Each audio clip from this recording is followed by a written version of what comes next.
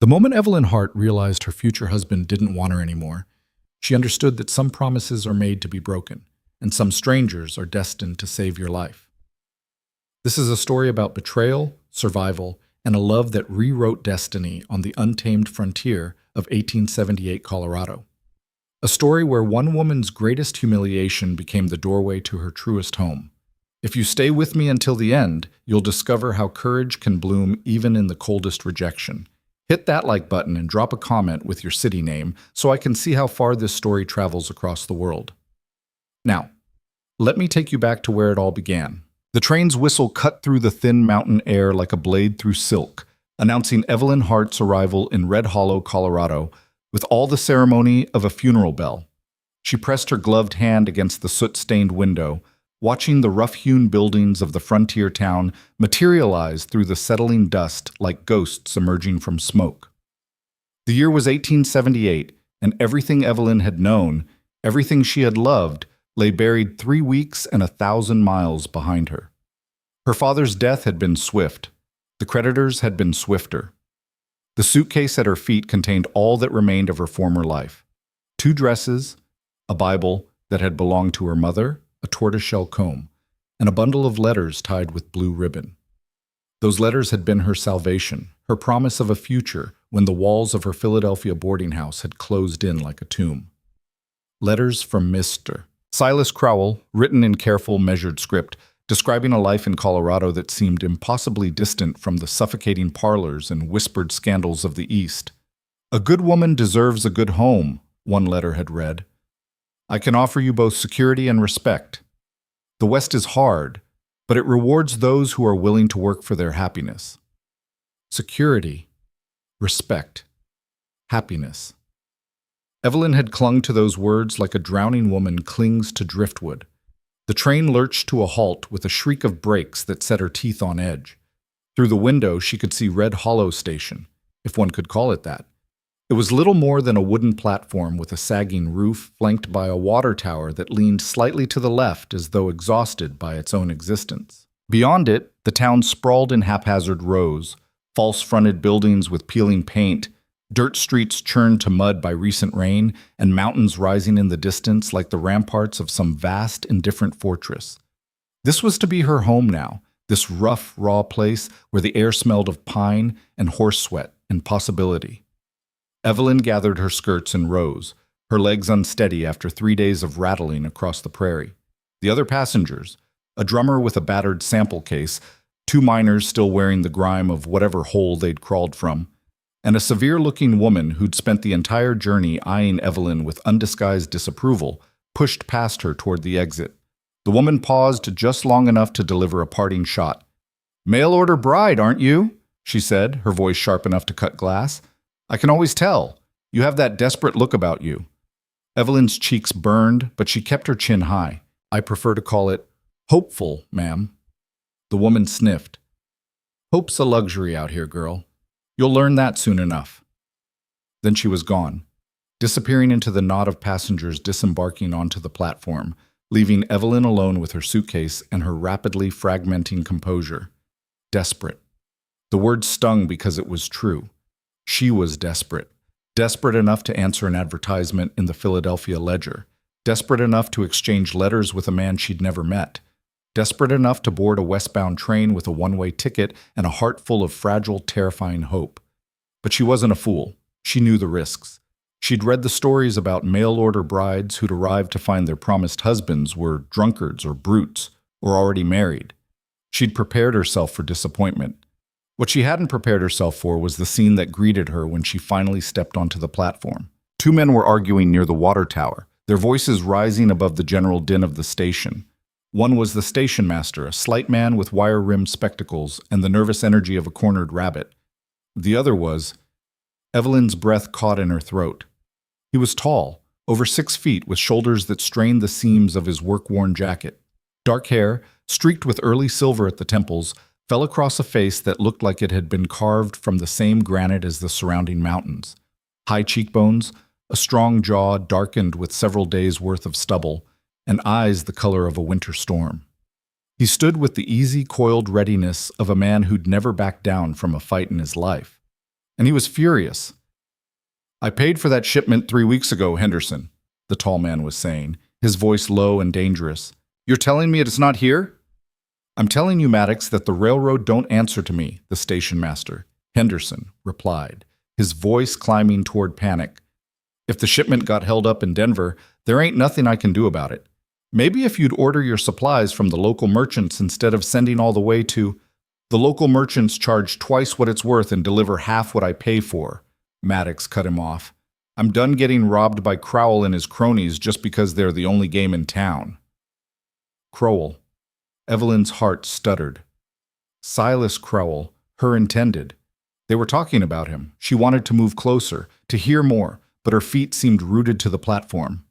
Around her, other passengers were being greeted by family members or heading toward the line of wagons that served as the town's transportation. But Evelyn stood alone, her suitcase growing heavier by the second, watching this stranger, Maddox, tear into the hapless station master with the controlled fury of a summer thunderstorm. "You tell Crowell," Maddox said, his voice dropping to a register that was somehow more threatening than shouting, "that if he thinks he can squeeze every rancher in this valley until we're forced to buy from his overpriced store, he's got another think coming. I'll order from Denver, I'll order from Cheyenne, I'll order from San Francisco if I have to. But I won't be cheated." Henderson was backing away now, hands raised in supplication. "It ain't my concern what you and Silas got between you, Clay. I just work for the railroad." "Then do your job and find my shipment." With that, Maddox turned on his heel and strode away, his boots striking the platform with sharp, angry reports.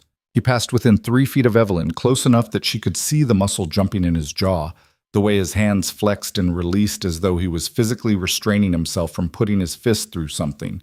He didn't even glance at her. To him, she was just another piece of human furniture cluttering up the platform. But Evelyn couldn't stop staring. There was something about him, something raw and real and utterly unlike the carefully civilized men she'd known back east. He moved like violence contained in skin, like a wolf that had agreed to walk among dogs but never forgotten what it was. She shook herself, tearing her gaze away. This wasn't why she was here. She was here for Silas Crowell, her intended, the man who'd promised her security and respect and a future. Not some angry rancher with a grudge against the local merchants.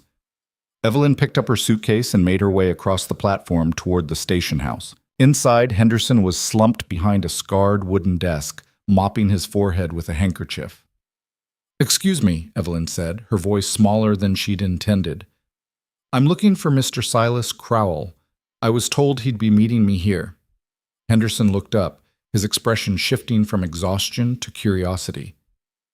"You're the bride?" The word made her flinch. The bride. As though that was all she was now. A role to be filled, a problem to be solved. "Miss Evelyn Hart," she said firmly. "I've been corresponding with Mr. Crowell for the past 3 months." Henderson's face did something complicated. A flicker of what might have been pity, quickly masked. "Crowell sent word he couldn't make it to the station. Said for me to direct you to his store on Main Street. Said he'd meet you there." Evelyn's stomach clenched. Couldn't make it to the station? On the day his bride was arriving, the day they'd been planning for months? "I see," she said, though she didn't see at all. "And how do I get to Main Street?" "Straight through town," Henderson said, gesturing vaguely. "Can't miss it. Big sign says Crowell General Store. You need help with that bag?" "No, thank you. I can manage." She could always manage. She'd been managing since her father took to his bed with the illness that would kill him, managing through the creditors and the auction of their furniture and the cold, pitying stares of her father's former friends. She could manage a walk through a frontier town with a heavy suitcase and a heavier heart. Outside, Red Hollow revealed itself in all its rough glory. The main street was a river of mud, crossed by planks that served as makeshift bridges between the boardwalks. Buildings crowded together like gamblers around a card table. A saloon with battered swinging doors. A mercantile with displays of tin goods and work clothes. A blacksmith shop where the clang of hammer on anvil rang out in steady rhythm. Men in dusty boots and worn hats tipped their heads as Evelyn passed, their eyes curious but not unkind. A few women peered out from shop windows, their faces sharp with judgment. The mail-order bride. The desperate Eastern girl who'd come west to sell herself for security. Evelyn kept her eyes forward and her back straight. Let them stare. She'd survived worse than gossip. The Crowell General Store occupied a prime corner lot, its false front rising 2 stories above the surrounding buildings in a transparent attempt at grandeur. Gold lettering proclaimed, Crowell General Store, finest goods in Red Hollow. Through the wide front windows, Evelyn could see shelves stocked with everything from canned goods to farming equipment, all displayed with the precise orderliness of a man who valued control. She paused at the door, her hand on the latch, and allowed herself one moment of pure terror. This was it, the moment she'd been imagining, dreading, hoping for, since she'd posted her first letter. Behind this door was the man who would be her husband, the life she'd traveled 1,000 miles to claim. Please, she thought, to know God in particular, please let him be kind. Then she pushed open the door. The interior of the store smelled of leather and coffee and sawdust. It was larger than it had appeared from outside, with aisles of merchandise stretching toward a back room. A pot-bellied stove squatted in one corner, unlit in the late spring warmth. Behind a long counter stood a woman, sharp-faced, perhaps 40, with graying hair pulled back so tight it seemed to stretch her features into a permanent expression of disapproval. And beside her, examining an invoice with the focused attention most men reserved for surveying a battlefield, stood Silas Crowell. Evelyn recognized him from the single photograph he'd sent, a formal portrait taken in a Denver studio, showing a man of perhaps 50 with thinning hair and a neatly trimmed beard. But the photograph hadn't captured the coldness in his pale blue eyes, or the thin, tight line of his mouth. It hadn't shown the way he stood, as though the weight of his own self-importance required extra support from his spine. He looked up as the bell above the door chimed. His gaze traveled over Evelyn with the assessing quality of a man examining livestock at auction. "Miss Hart, I presume," he said. His voice was dry, colorless, nothing like the warmth his letters had conveyed. "Mr. Crowell." Evelyn crossed the floor toward the counter, her suitcase bumping against her leg with each step. "I'm so pleased to finally meet you in person." The lie tasted like ashes in her mouth. Silas set down the invoice with precise care. "Yes, well, your train was late. Only by half an hour. The conductor said there was a delay, and this is my sister, Miss Prudence Crowell," Silas interrupted, gesturing to the sharp-faced woman. "She manages the store with me." Prudence didn't offer a greeting, just subjected Evelyn to the same cold evaluation her brother had performed. "She's thinner than you described, Silas." Heat flooded Evelyn's cheeks. "The journey was long. I'm afraid I didn't have much appetite for—" "Prudence, why don't you check the stockroom?" Silas said. "I need a moment with Miss Hart." For an instant, something passed between the siblings, some unspoken communication that made Evelyn's stomach twist with foreboding. Then Prudence nodded and disappeared through a door behind the counter, her skirts rustling with stiff disapproval. Silence settled over the store like dust. Silas cleared his throat. "Miss Hart, Evelyn, I fear we need to have a frank conversation." Evelyn's fingers tightened on the handle of her suitcase. "Of course, when I first placed my advertisement, my circumstances were different." He wouldn't meet her eyes, focusing instead on a point somewhere over her left shoulder. "I was living alone in the house behind the store. I felt it was time to marry, to establish a proper household." Was, felt, past tense. Every word landed like a stone in water, sending ripples of dread through Evelyn's chest.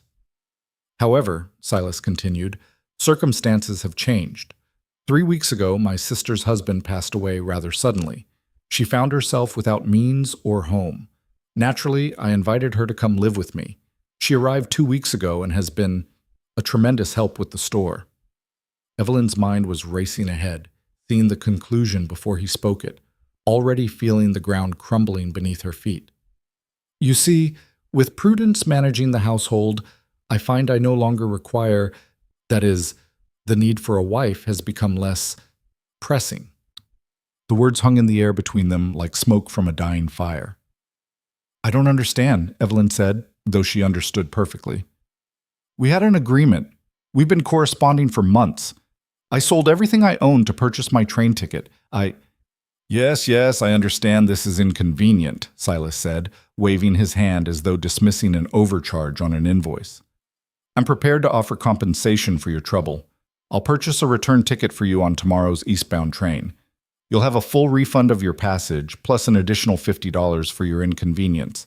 That's more than fair, I should think. $50.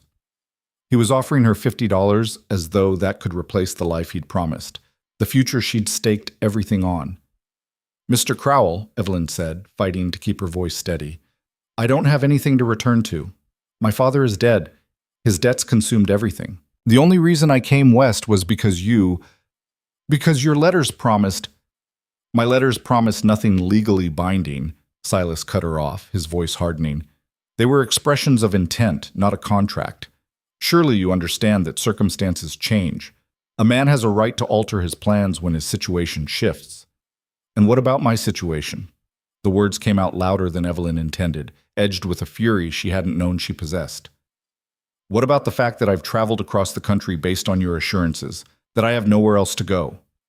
Silas's expression flickered, not with sympathy, but with irritation, as though she was being deliberately difficult about a simple business transaction. That's hardly my fault, Miss Hart. If you've made yourself destitute, that's a result of your own poor planning. I'm offering you a generous solution. I suggest you accept it with grace. The dismissal in his voice, the casual cruelty of it, struck Evelyn like a physical blow. She'd known disappointment. She'd known loss. But this calculated betrayal, this reduction of her entire life to an inconvenience that could be solved with money, this was something new and terrible. She opened her mouth to respond, to argue, to do something other than stand there like a fool when the bell above the door chimed again. Well, Silas, a familiar voice drawled, I see you've finally decided to show up for your own bride. Evelyn turned to find the angry rancher from the station, Maddox, filling the doorway. He'd removed his hat, revealing dark hair that was slightly too long, curling over his collar in a way that suggested he didn't much care about fashion. In the confines of the store, he seemed even larger, his presence commanding the space with an effortless authority that made Silas look like exactly what he was, a small man playing at importance. This is a private conversation, Clay, Silas said, his voice tight. Didn't look private, what with you loudly explaining to this lady how you're throwing her back like an undersized fish. Clay's storm-gray eyes moved to Evelyn, and for the first time since she'd arrived in Red Hollow, someone actually seemed to see her, not as a problem or a commodity, but as a person. Miss, you all right? The unexpected kindness in the question nearly undid her. Evelyn straightened her spine, refusing to let these men see her break. I'm quite well, thank you, Mr. Maddox, Clay Maddox. I run the Circle M Ranch about 5 miles north of town. He looked back at Silas. So you brought this woman all the way from… Where'd you come from, miss? Philadelphia, Evelyn said. Philadelphia, Clay repeated, his jaw tightening. You brought her all the way from Philadelphia with promises of marriage, and now you're what? Sending her back because your sister moved in? My arrangement with Miss Hart is none of your concern, Silas said, spots of color appearing on his cheeks. See, that's where you're wrong. Clay stepped fully into the store, his boots loud on the wooden floor. When a man gives his word, puts it in writing, sends it across the country, convinces a woman to uproot her entire life, that word means something. That's honor, Silas. But I guess you wouldn't know much about that, would you? How dare you? I dare because somebody needs to say it. Clay's voice never rose, but it carried the weight of absolute certainty. You've been bleeding this town dry for years, charging twice what goods are worth because you're the only store for 30 miles. You've squeezed every rancher and farmer until we can barely break even. And now you're doing the same thing to this woman, using her, then discarding her when she's no longer convenient. Silas's face had gone from pink to deep red. Get out of my store. Gladly. I just came in to buy nails, but I've lost my appetite for giving you money. Clay turned to Evelyn. Miss Hart, would you walk outside with me for a moment? I'd like a word if you're willing. Every instinct Evelyn had cultivated in Philadelphia, every lesson in propriety and reputation screamed at her to refuse. A respectable woman didn't go off alone with strange men, especially not rough-edged ranchers who looked like they'd been carved from violence and stone. But Philadelphia was 1,000 miles away, and its rules had already failed her. "Yes," she said, "I'd be happy to." She picked up her suitcase, ignoring Silas's spluttered protests, and followed Clay Maddox out into the fading afternoon light. The offer. The boardwalk outside Crowell's store was empty, the other townspeople having retreated to their homes or businesses as the dinner hour approached. Clay led Evelyn a few doors down, stopping in front of the darkened window of a dress shop where their conversation wouldn't be overheard. He didn't speak immediately, just stood looking out at the muddy street, his profile sharp against the golden light. Evelyn waited, her heart hammering against her ribs, her mind still reeling from the scene in the store. Finally, Clay said, "You got any money besides what Silas offered you?" The directness of the question should have offended her. Instead, Evelyn found it oddly refreshing after Silas's calculated doublespeak. $11.30, she said. "That's what's left after my train ticket and meals during the journey."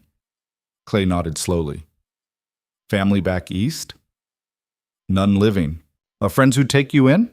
Evelyn thought of the women who'd visited her father during his illness, bringing casseroles and sympathy in equal measure. The same women who'd stopped visiting the moment his debts became public. The same women who'd whispered behind their fans about how tragic it was, how unfortunate, how appropriate that Evelyn Hart was being sent west where her shame wouldn't taint their daughters. "No," she said quietly. "No friends." Clay was quiet for a long moment. Then, "What skills you got?" "I beg your pardon?" "Skills," he repeated, looking at her now, those winter storm eyes direct and assessing. "What can you do? Can you cook? Clean? Manage a household?" "I ran my father's house for 5 years after my mother passed," Evelyn said, lifting her chin. "I can cook for a family of 10, manage a household budget, supervise staff. I can read and write, keep account books, and I've taught basic letters to the children at our church. I can sew, though not fancy work. I can garden. I can—" "Whoa!" A hint of something that might have been amusement flickered across Clay's face. "I'm not interrogating you, Miss Hart. I'm trying to figure out if I've got a solution to your problem." "My problem?" "You need work. I need a housekeeper." The words were so unexpected that for a moment Evelyn just stared at him, certain she'd misheard. "A housekeeper," she repeated. "My last one quit 3 months ago," Clay said. "Couldn't handle the isolation. The ranch is 5 miles out of town, which might as well be 50 for some folks. Since then, I've been living like a bachelor, and the house shows it. I can pay $40 a month, plus room and board. You'd have your own room, separate from the bunkhouse and the main house. 3 square meals a day, safe, respectable work. $40 a month. That was more than she'd made teaching piano lessons to the daughters of Philadelphia merchants, more than she'd dared hope for when she'd first considered coming west. But it was also a position with a single man, living under his roof miles from town. The impropriety of it would have scandalized every woman she'd known back east. Then again, she'd already crossed the line of respectability when she'd answered Silas's advertisement. What did she have left to lose? "Why?" she asked. "Why would you offer this to a complete stranger?" Clay's jaw tightened. "Because I know what it's like to have everything pulled out from under you, and because watching Silas treat you like damaged goods made me so angry, I wanted to put my fist through his face." He paused. "I didn't, though, in case you were wondering." "I noticed," Evelyn said, and felt a smile tug at her lips despite everything.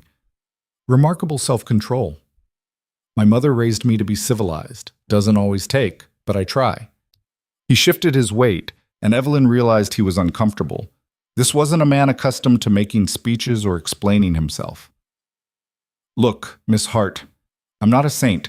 I'm offering you work because I need help and you need a job. It's a business arrangement, same as what you had with Silas, except I'll actually honor my end of it." "For how long?"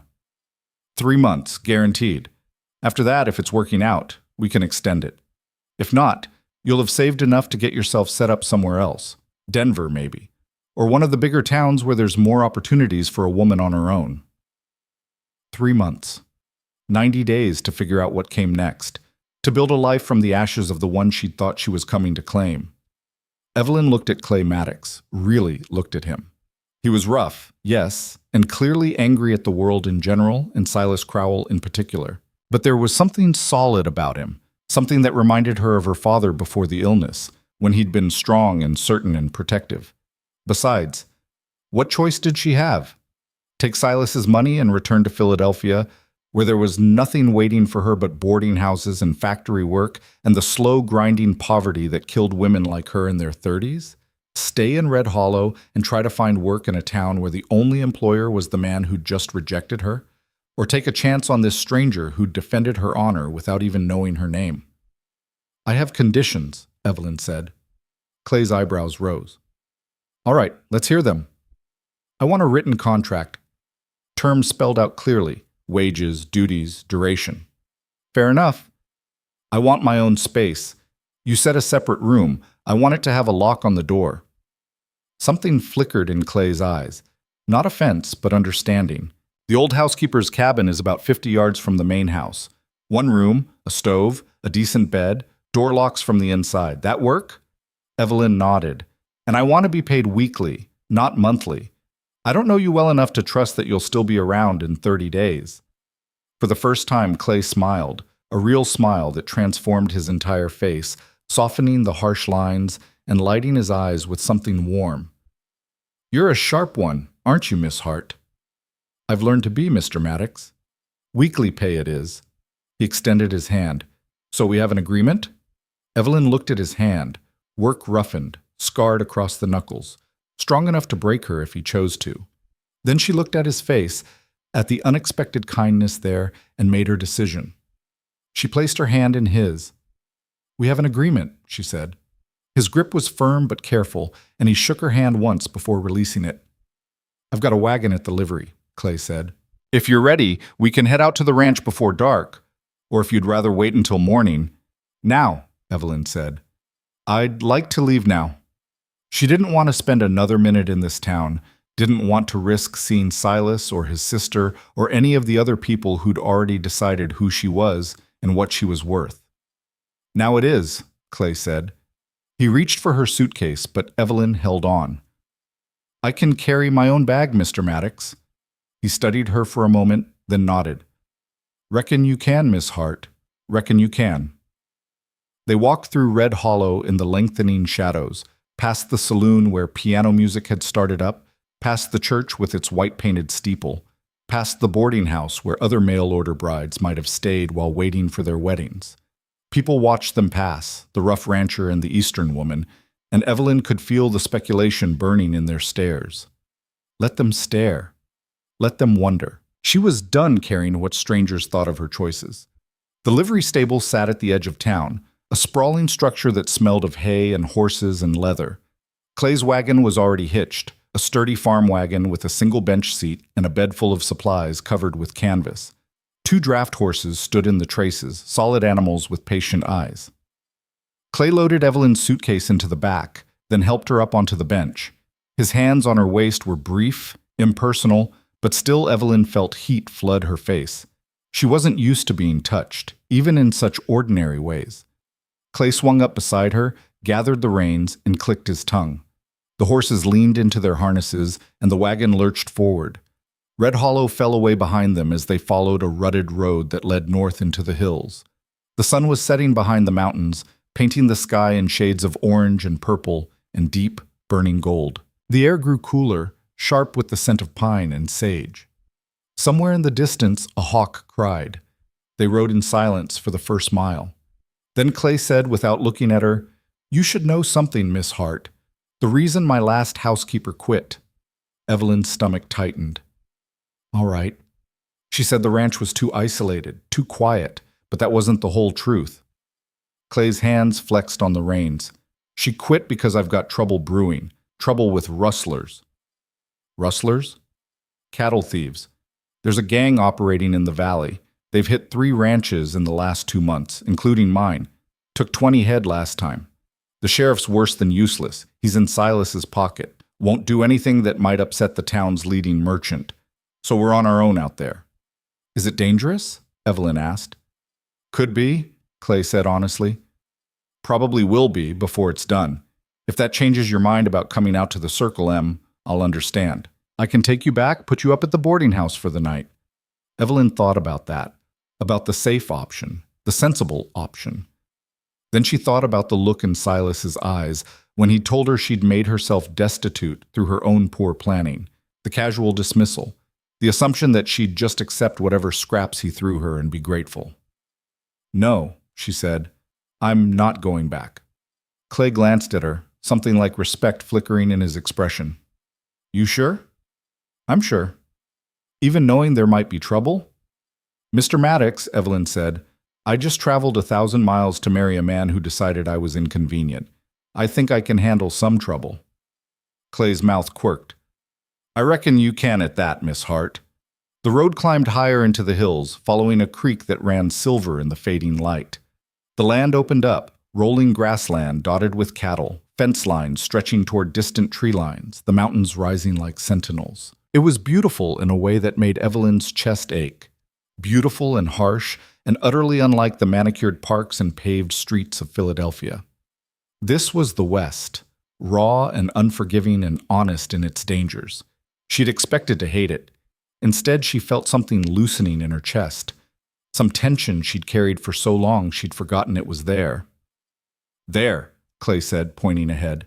That's the Circle M. The ranch appeared as they crested a rise, a collection of buildings clustered in a valley carved by the creek. The main house was larger than Evelyn had expected, a 2-story structure built of logs and stone with a wide porch wrapping around the front. Near it stood a barn, several outbuildings, corrals, and what must have been the bunkhouse. Smoke rose from one of the chimneys and lantern light glowed in a few windows. It looked like a home, a real home. The wagon rattled down the slope toward the ranch yard. As they approached, several men emerged from the bunkhouse.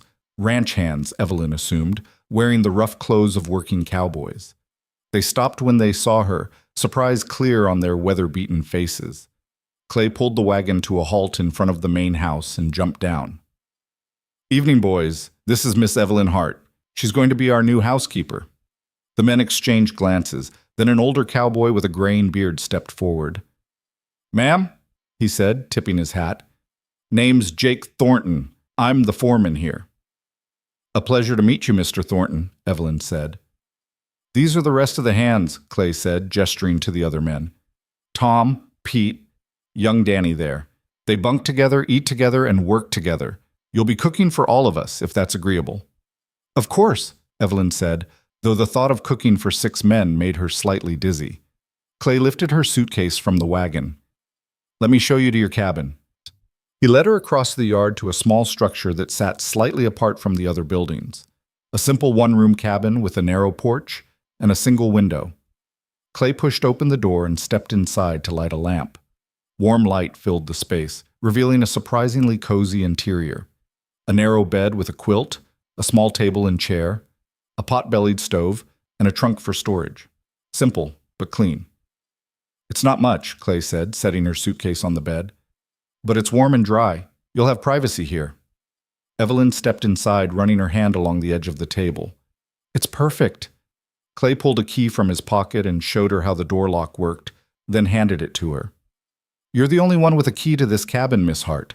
Not me, not the hands. This is your space. The gesture, the thoughtfulness of it, made Evelyn's throat tight. Thank you, she managed. You're welcome. Clay moved toward the door, then paused. I should warn you, the house is a disaster. I haven't properly cleaned it in 3 months. Tomorrow's soon enough to start work, though. Tonight, just settle in. I'll have Jake bring you some dinner in about an hour. Mr. Maddox, Evelyn said, and he turned back. Why did you really offer me this job? He was quiet for a long moment, his face shadowed in the lamplight. Because when I was 17, he said finally, my father died and left debts that took everything we had.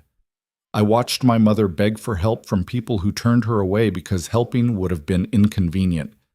I swore I'd never be that person, never turn away someone who needed help when I had the means to give it. The honesty in his voice, the old pain barely hidden beneath the surface, struck something deep in Evelyn's heart. I'm sorry, she said. About your mother. She survived, became tougher than boot leather, and raised me to pay my debts and keep my word. Clay's mouth quirked. Didn't always succeed at making me a gentleman, but she tried. I think you're more of a gentleman than many men who claim the title, Mr. Maddox. Something shifted in his expression, surprise, maybe, or pleasure. That's kind of you to say, Miss Hart. Get some rest. Tomorrow we'll draw up that contract you wanted. Then he was gone, leaving Evelyn alone in her cabin with the lamp burning golden and the sound of the creek murmuring in the darkness outside. She sank onto the bed, her legs suddenly weak, and realized she was shaking, not with fear or regret, but with something that felt dangerously close to hope. This wasn't the life she'd imagined when she'd left Philadelphia. It wasn't the safe, respectable marriage Silas's letters had promised. But as Evelyn lay back on the quilt and stared at the rough-hewn ceiling beams, she thought that maybe, just maybe, this was something better. Something she'd chosen for herself. Something real. Evelyn woke to darkness so complete she couldn't see her own hand in front of her face. For a disorienting moment, she didn't know where she was. The mattress felt wrong. The sounds were all unfamiliar, and the air smelled of pine and wood smoke instead of the coal dust and damp that had permeated her Philadelphia boarding house. Then memory flooded back. The train, the station, Silas's cold dismissal, Clay Maddox's unexpected offer, the Circle M ranch, her new home, at least for the next 3 months. She fumbled for the matches on the bedside table and lit the lamp, its warm glow pushing back the darkness. Through the cabin's single window, she could see the first pale hints of dawn touching the eastern sky. Somewhere outside, a rooster crowed with aggressive enthusiasm, and she heard the low murmur of men's voices, the ranch hands beginning their day. Evelyn rose and dressed quickly in the dim light, choosing the more practical of her 2 dresses, a simple gray wool that had seen her through the last year of her father's illness. She twisted her hair into a knot at the base of her neck, splashed cold water from the basin onto her face, and regarded herself in the small mirror hanging above the washstand. She looked tired. Shadows pooled beneath her eyes, and her face seemed thinner than it had been even a week ago. But there was something else there, too, a spark of determination that hadn't existed in Philadelphia, where every day had been about survival, and every decision had been made from desperation. Here, she'd made a choice. It might have been born from necessity, but it was still hers. Evelyn pulled on her worn coat.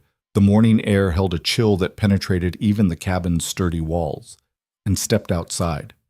The ranch was coming alive in the pre-dawn light. Lanterns glowed in the bunkhouse windows, and smoke rose from multiple chimneys. In the corrals, horses stamped and snorted, their breath visible in the cold air. The mountains to the west were still dark silhouettes against a sky that was shifting from black to deep blue to the palest gold. It was beautiful in a way that made her chest ache.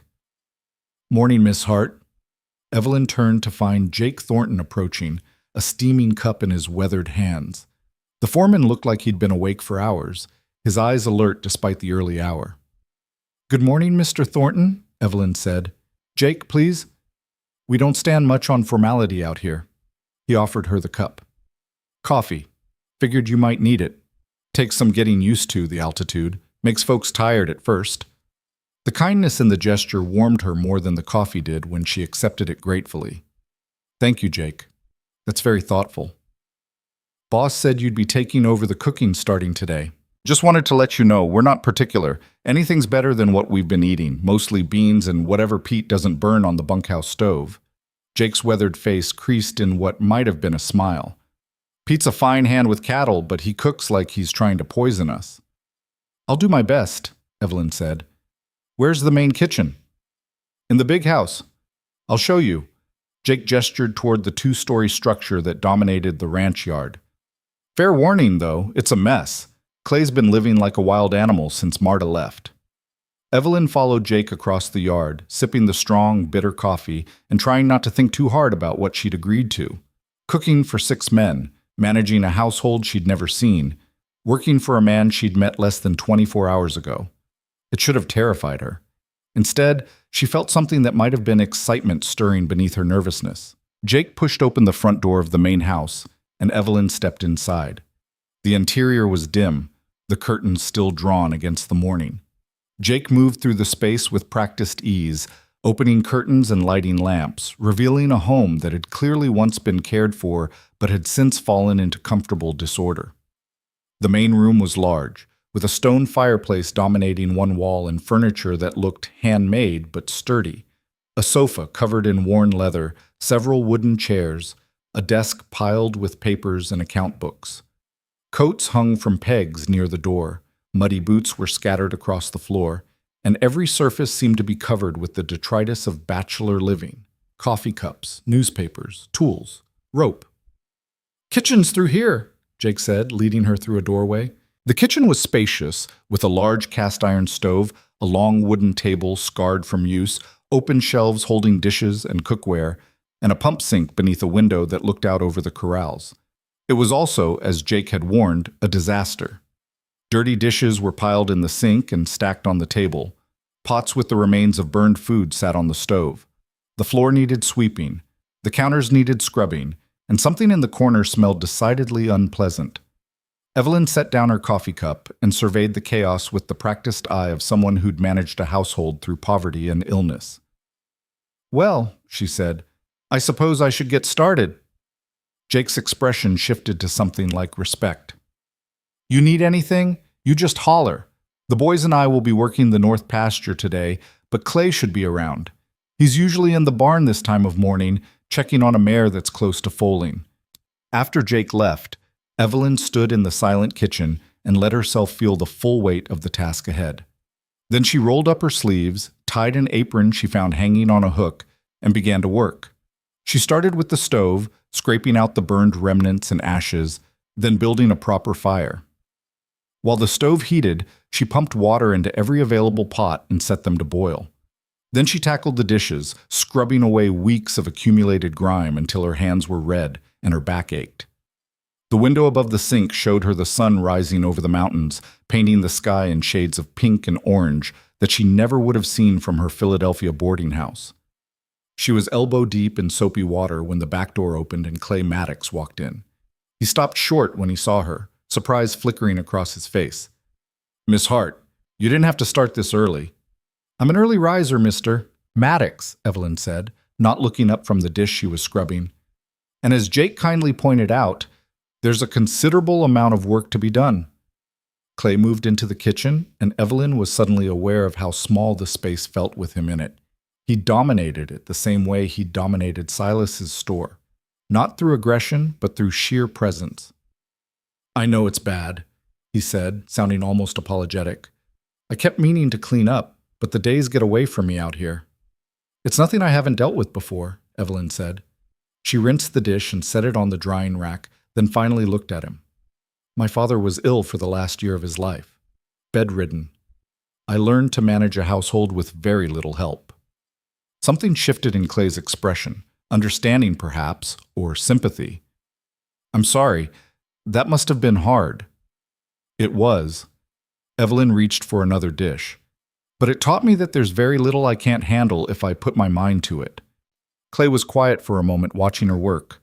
Then he said, "I've got that contract drawn up. Figured we could go over it after breakfast, if that suits you." "That would be fine. What time do the men usually eat?" 6:30. Gives them time to get started on their chores before the heat of the day." Clay paused. "Don't suppose you've had breakfast yourself?" "Not yet." "Well, don't let me stop you from making something. I eat pretty much anything that's not actively trying to kill me." Despite herself, Evelyn smiled. "I'll see what I can manage." She'd found a larder off the kitchen stocked with basics: flour, salt, bacon, eggs, a crock of butter, dried beans, preserved vegetables. It wasn't much, but it was more than she'd had to work with during the lean months in Philadelphia. Within 30 minutes, she had bacon sizzling on the stove, eggs frying, and biscuits browning in the oven. Clay had settled at the kitchen table, ostensibly reviewing some paperwork, but Evelyn caught him watching her several times as she moved around the kitchen. It should have made her uncomfortable. She wasn't used to being observed while she worked, but there was nothing predatory in his gaze. He seemed more curious than anything else, as though trying to figure out this woman who'd appeared on his doorstep with a suitcase and a spine of steel. When the food was ready, she set a plate in front of him without ceremony. Clay looked at it, at the perfectly cooked eggs, the crisp bacon, the golden biscuits, and something in his face went soft.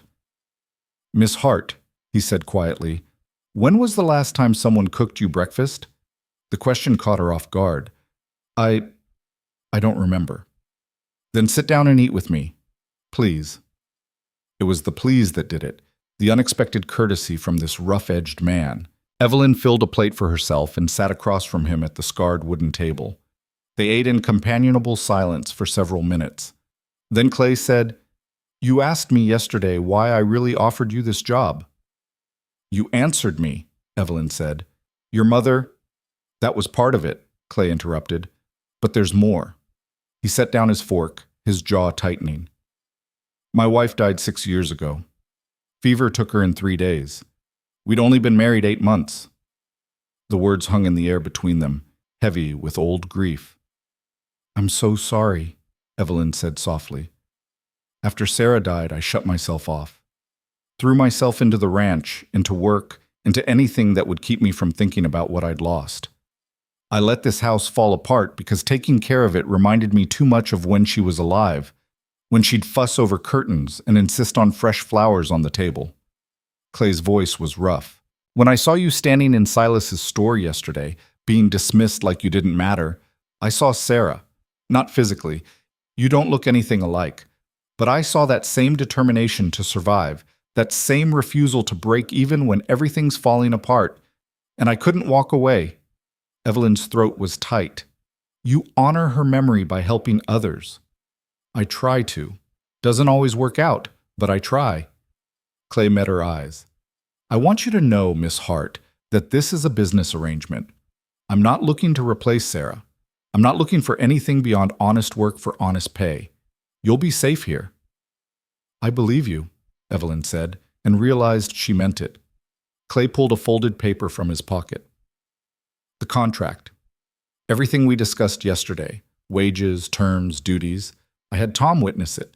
He's the only one of the hands who can read proper. You can take time to review it, or we can go through it together now." Evelyn took the paper and read it carefully. The terms were exactly as Clay had stated. $40 per month paid weekly, room and board provided, duties to include cooking and general housekeeping. The contract was for 3 months with option to extend by mutual agreement. There was even a clause specifying that Evelyn's living quarters were private and not to be entered without her express permission. It was more generous, more protective than any employment contract she'd ever seen. "This is acceptable," she said. She found a pen on the desk in the main room and signed her name in her careful script. Clay signed below her signature, his handwriting bold and decisive. "Welcome to the Circle M, Miss Hart," he said, extending his hand. This time when she shook it, Evelyn felt something settle in her chest, a sense of rightness that she hadn't felt since before her father's illness. Over the next week, Evelyn transformed the main house from a bachelor's chaos into something approaching order. She scrubbed floors until they gleamed, washed curtains that hadn't been touched in months, organized the chaotic pantry, and imposed a strict rule about muddy boots that the ranch hands grumbled about but ultimately accepted. The men were rough but respectful. Jake, the foreman, treated her with grandfatherly courtesy. Pete and Tom, both in their 30s, were quiet men who spoke more to horses than to people but always tipped their hats when they saw her. Young Danny, barely 18, blushed crimson whenever Evelyn spoke to him and stammered his thanks for every meal. Clay was different. He was polite, always proper, but Evelyn sensed him watching her when he thought she wouldn't notice. Not with improper intentions. She'd grown skilled at recognizing that kind of attention from the men who'd circled like vultures after her father's death, but with something else. Curiosity, perhaps. Or maybe just the natural wariness of a man who'd been hurt and was testing the waters of trust. They fell into a rhythm. Clay rose before dawn to work with the horses, often missing breakfast entirely. Evelyn would save him a plate that he'd eat cold at noon while standing in the barn. The ranch hands took their midday meal in the bunkhouse, but they all gathered in the main house kitchen for supper, crowding around the long table with appetites that amazed Evelyn. She'd been at the Circle M for 8 days when the fragile peace shattered. It started with Danny bursting through the kitchen door at mid-morning, his young face pale with panic. "Miss Hart, you gotta come quick. It's Tom. There's been an accident." Evelyn's heart lurched. She grabbed a clean dish towel and ran after Danny across the ranch yard toward the barn. Inside, she found Clay kneeling beside Tom, who was sprawled on the hay-strewn floor with his shirt soaked in blood. "What happened?" Evelyn demanded, dropping to her knees beside them. "Horse spooked," Jake said from somewhere behind her. Tom got caught between the animal and the stall door, kicked him in the ribs, then when he fell, sliced his arm open on something sharp. Clay's face was grim. "We need to get him to the doctor in town." "That's an hour-round trip," Evelyn said, her mind already racing through what she knew, what she'd learned during her father's illness, when doctors had been too expensive, and she'd had to manage on her own. "Let me see the wound." "Miss Hart, this ain't—" "Let me see it," she said, her voice sharp with authority. Clay hesitated, then carefully peeled back Tom's shirt. The gash ran from Tom's shoulder nearly to his elbow, deep and bleeding heavily. But it was clean, no dirt, no debris. Around it, his ribs were already purpling with bruises that would be spectacular by morning. "Tom," Evelyn said, leaning over so he could see her face. "Can you hear me?" "Yes, ma'am," Tom gasped. "Hurts like hell." "I know it does. I need to check your ribs. This is going to hurt more." She pressed carefully along his rib cage, watching his face for reactions. When she reached the left side, Tom's breath hissed between his teeth. "Cracked, maybe broken," Evelyn said, "but not displaced. I can't feel any shifting. The arm is worse. It needs stitching." "I'll ride for the doctor," Danny said. "No." Evelyn looked at Clay. "I can do it. I've done it before." Clay's eyes widened. "You've stitched wounds?" "My father fell on ice during his illness. Cut his head open. The doctor wanted $5 we didn't have, so I did it myself." She met Clay's gaze steadily. "I know what I'm doing, but it's Tom's choice." Tom looked between them, his face gray with pain. "How bad you gonna hurt me, Miss Hart?" "Considerably," Evelyn said honestly, "but I'll be as quick as I can, and you'll heal clean if I do it right." Tom's jaw tightened. "All right, do it." "Jake, I need whiskey," Evelyn said. "Danny, get me clean cloths, as many as you can find.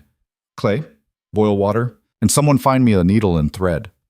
The men scattered to obey, and Evelyn was left alone with Tom. She took his good hand in hers. "You're going to be all right," she said quietly. "I promise you. I'm not going to let you die on this barn floor." "Weren't planning on it, ma'am," Tom said, and managed a weak smile. By the time the men returned with her supplies, Evelyn had transformed from nervous housekeeper into something harder, more focused. She'd learned this during her father's illness, how to push emotion aside, how to do what needed doing without flinching. She cleaned the wound with boiled water and whiskey, ignoring Tom's bitten-off curses. The needle had to be sterilized in the fire, the thread boiled. Her hands were steady as she threaded the needle, steadier than she'd expected. "Clay," she said, not looking up. "I need you to hold his shoulders. Jake, his legs. This is going to be bad." "Miss Hart," Clay started. "Do it," she said, "now." They obeyed. Evelyn took a breath, said a silent prayer to no one in particular, and began to sew. Tom's scream echoed through the barn, but the men held him still. Evelyn worked with methodical precision, each stitch small and even, pulling the edges of the wound together. Her father had screamed too that day on the ice. She'd learned to shut out the sound, to focus only on the work. It took 20 minutes to close the gash. When she finally tied off the last stitch and sat back, her hands were shaking and her dress was spotted with Tom's blood. "Done," she said hoarsely. Tom had passed out somewhere around the 10th stitch. Evelyn checked his pulse, steady, then looked at his ribs. "We need to bind these," she said. "Keep them stable while they heal, and he needs to stay still for at least a week. No riding, no heavy work." "I'll see to it," Jake said. His voice was rough with emotion. "Miss Hart, that was something." Evelyn looked at Clay. His face was unreadable, but something blazed in his eyes. "Help me move him to the bunkhouse," Clay said. "Carefully. Jake, ride to town and fetch the doctor anyway. I want him to check Miss Hart's work." "It's good work," Jake said, "but I'll fetch him if you want." They carried Tom to his bunk, settled him with surprising gentleness, and Jake rode off toward town. Danny volunteered to sit with Tom until he woke. Evelyn gathered her supplies and walked back to the main house on legs that felt like water. Clay followed her. In the kitchen, Evelyn went to the pump and began washing the blood from her hands. She scrubbed and scrubbed, but her hands kept shaking, and the blood seemed to have stained more than just her skin. "Miss Hart," Clay's voice was gentle. "Evelyn." The use of her first name broke something in her. She turned to him, and suddenly she was crying, great gasping sobs that she couldn't control. All the fear she'd pushed aside, all the terror of what might have happened if she'd made a mistake, all the memories of her father's pain came flooding back. Clay's arms came around her, strong and sure, pulling her against his chest. He didn't say anything, just held her while she shook apart. "I'm sorry," Evelyn gasped against his shirt. "I'm so sorry. I don't usually—" "Hush," Clay said, his voice rumbling through his chest. "You just saved Tom's life. You're allowed to fall apart a little. What if I'd been wrong? What if I'd hurt him worse? But you didn't. You were calm and capable and braver than most men I know." Clay's hand moved to her back, a steady, grounding pressure. "Where did you learn to do that?" "Necessity," Evelyn said. She pulled back slightly, wiping at her eyes. "When you can't afford doctors, you learn to be your own. I read medical books from the library, practiced stitching on old leather. My father's head wound was the first time I did it on a person." "And you never told anyone you had this skill?" "It's not exactly something you put in a letter to a prospective husband." Evelyn's laugh was shaky. "Dear Mr. Crowell, I can cook, clean, and perform minor surgery. Please send train fare." Clay's mouth quirked. "He wouldn't have appreciated you anyway." They stood there in the kitchen, close enough that Evelyn could feel the warmth radiating from Clay's body, could smell the scent of horses and leather and something uniquely him. It should have been improper. It should have made her uncomfortable. Instead, it felt safe.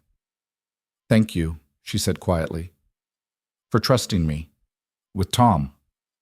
"You didn't give me much choice," Clay said, but there was warmth in his voice. "You just took over like a general directing troops." "I was terrified." "Couldn't tell.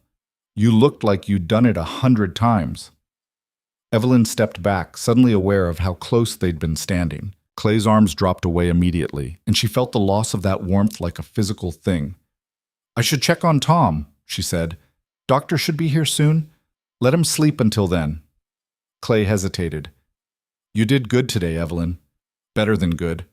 You probably saved his arm, maybe his life." The praise warmed her more than it should have. It was just basic medical care. Out here, there's no such thing as just basic medical care. Skills like yours are worth their weight in gold. Clay's expression grew serious. "I'm going to pay you extra this week. Hazard pay." "That's not necessary." "It is to me," Clay said firmly. "You went above and beyond your duties as a housekeeper. You should be compensated for it." Evelyn wanted to argue, but she recognized the stubborn set to his jaw. She'd seen it before, when he'd argued with Silas at the store. This was a man who kept his word and paid his debts. "All right," she said. "Thank you." The doctor arrived an hour later, examined Tom with the care of a man who'd seen plenty of frontier injuries, and pronounced Evelyn's work better than competent, possibly better than I could have done myself with the available materials. Tom woke that evening, groggy but alive. Within 3 days, he was sitting up and complaining about being kept in bed. Within a week, he was back to light work, his arm healing clean and straight. The incident changed something at the Circle M. The ranch hands, who'd been respectful but distant, now treated Evelyn with something approaching reverence. Danny called her Doc Hart until she made him stop. Even Gruff Pete smiled when he saw her. But it was Clay's behavior that shifted most noticeably. He started joining them for breakfast, arriving in the kitchen just as Evelyn was pulling biscuits from the oven. He'd linger over coffee, asking about her plans for the day, sharing news from the ranch. Sometimes in the evenings, after the hands had retired to the bunkhouse, he'd sit at the kitchen table while Evelyn prepared the next day's bread, and they'd talk. She learned that he'd inherited the Circle M from his father, that he'd built it from a struggling operation into one of the most successful ranches in the valley. She learned that he loved the land with a fierce, protective passion, that he read poetry late at night when he couldn't sleep, that he'd wanted children with Sarah, but the fever had taken her before they'd had the chance. In turn, Evelyn found herself sharing pieces of her own story. Her mother's death when she was 12, the slow deterioration of her father's health and fortune, the humiliation of watching their possessions auctioned off to pay debts, the desperate, frightening decision to answer Silas's advertisement. "Do you regret it?" Clay asked one evening. They were sitting on the porch, watching the sunset behind the mountains. "Coming west?" Evelyn considered the question carefully. "I regret what brought me here. My father's death, the debts, Silas's betrayal. But I don't regret being here. At the Circle M." She looked at him. "Does that make sense?" "Perfect sense," Clay said. His eyes were very gray in the fading light. "Sometimes the worst things lead us to exactly where we're supposed to be." 3 weeks into her employment, Evelyn made her first trip back to Red Hollow. She'd asked Clay for permission to visit the general store for supplies, and he'd immediately offered to drive her in the wagon. The town was busier than it had been on her arrival, the streets crowded with ranchers and their families doing their weekly shopping. Evelyn felt eyes following her as she walked beside Clay toward Crowell's store, felt the weight of speculation and judgment. Inside the store, Silas was behind the counter. He looked up when the bell chimed, and his expression went cold when he saw who'd entered. "Mr. Maddox," he said stiffly. "Miss Hart." "Silas," Clay said, his tone equally chilly, "we're here to purchase supplies." "I'm surprised you're still patronizing my establishment," Silas said. "I was under the impression you preferred ordering from Denver." "I do, but Miss Hart needed some items that couldn't wait for delivery." Evelyn moved through the store, selecting thread, needles, fabric for new dish towels. She was aware of Silas watching her, his expression a mixture of disdain and something else, perhaps regret, though she doubted he was capable of such an emotion. When she brought her selections to the counter, Prudence appeared from the back room. The older woman's eyes raked over Evelyn with undisguised hostility. "So," Prudence said, "you're working for Mr. Maddox now. How convenient." The implication was clear, and it made Evelyn's cheeks burn. But before she could respond, Clay stepped forward. "Miss Crowell," he said, his voice dangerously quiet, "if you're implying something improper about Miss Hart's employment, I suggest you reconsider. She's my housekeeper, nothing more, nothing less. And she's earned the respect of every man on my ranch through her hard work and skill." "Skill?" Prudence's laugh was sharp. "What skill does a mail-order bride have except—" "She saved one of my men's lives," Clay cut her off. "Stitched up a wound that would have crippled him, nursed him through recovery. She's worth 10 of your brother, and I'll thank you to speak of her with the respect she deserves." The store had gone silent. Several customers were watching with undisguised interest. Prudence's face went white, then red. "How dare you speak to me that way?" "How dare you speak to Miss Hart that way?" Clay countered. "Now ring up her purchases before I take my business elsewhere permanently." Silas quickly tallied the items, his hand shaking slightly. When Evelyn handed him the money, he wouldn't meet her eyes. Outside, Clay loaded the supplies into the wagon with sharp, angry movements. Evelyn climbed onto the seat and waited until he'd settled beside her. "You didn't have to do that," she said quietly. "Yes, I did."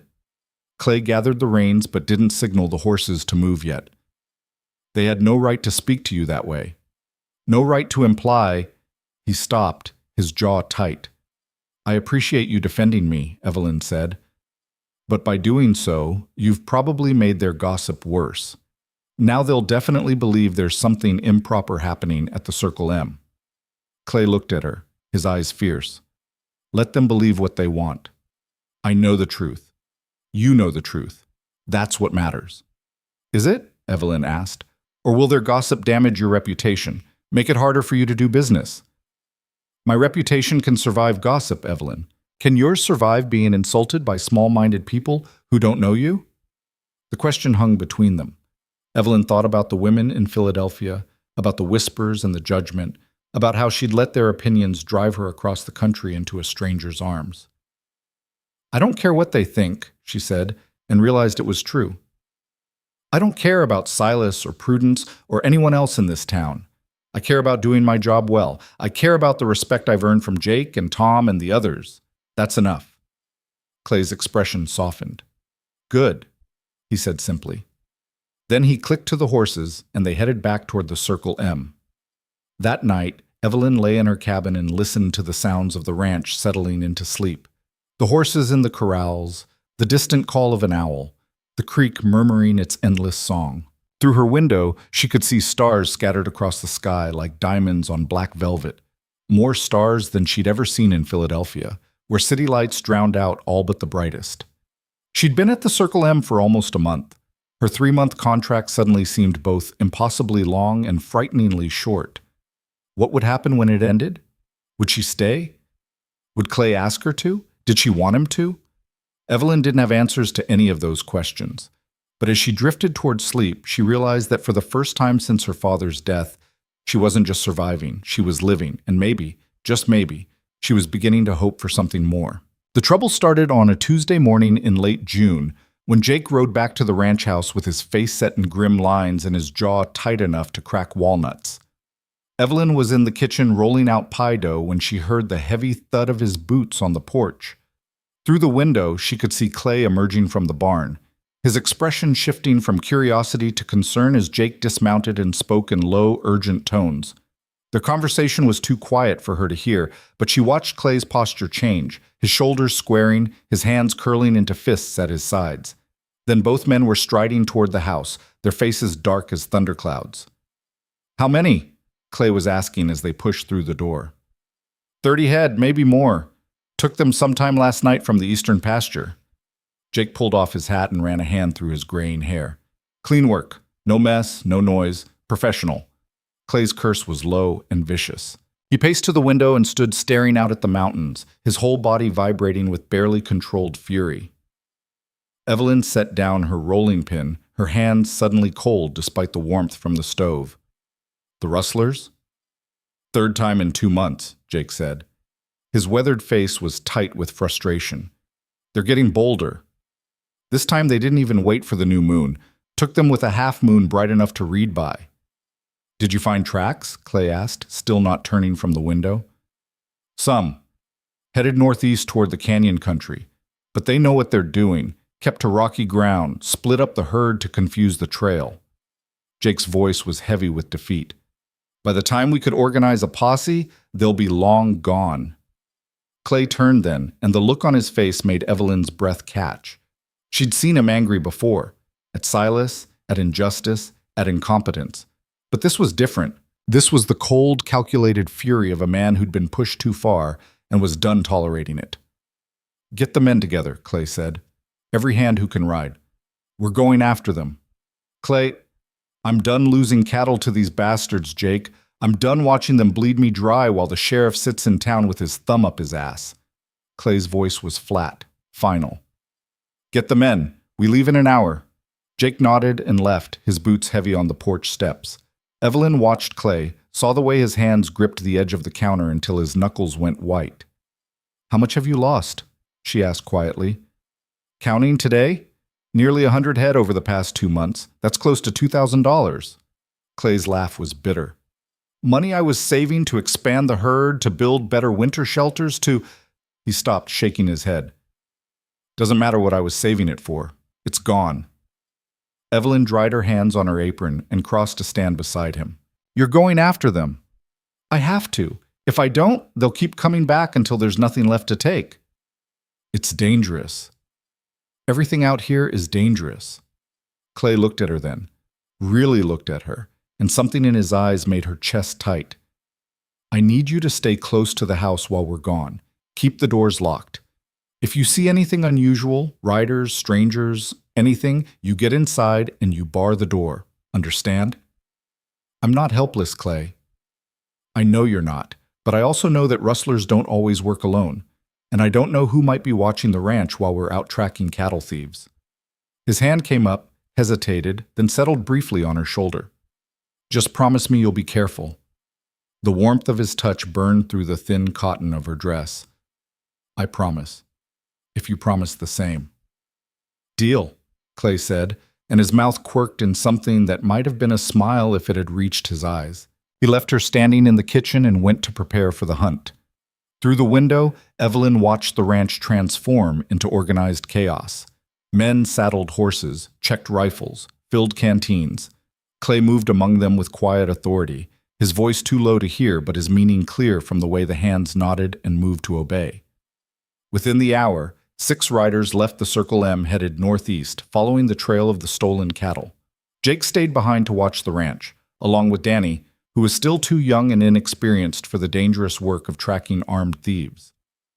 The ranch felt emptier without Clay's presence.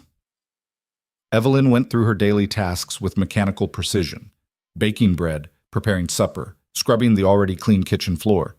But her mind kept drifting to the mountains, to the dangerous men Clay was pursuing, to all the things that could go wrong. Evening fell, and still the riders didn't return. Evelyn served supper to Jake and Danny in tense silence, then retreated to her cabin as the last light faded from the sky. She locked the door as Clay had asked, but sleep eluded her.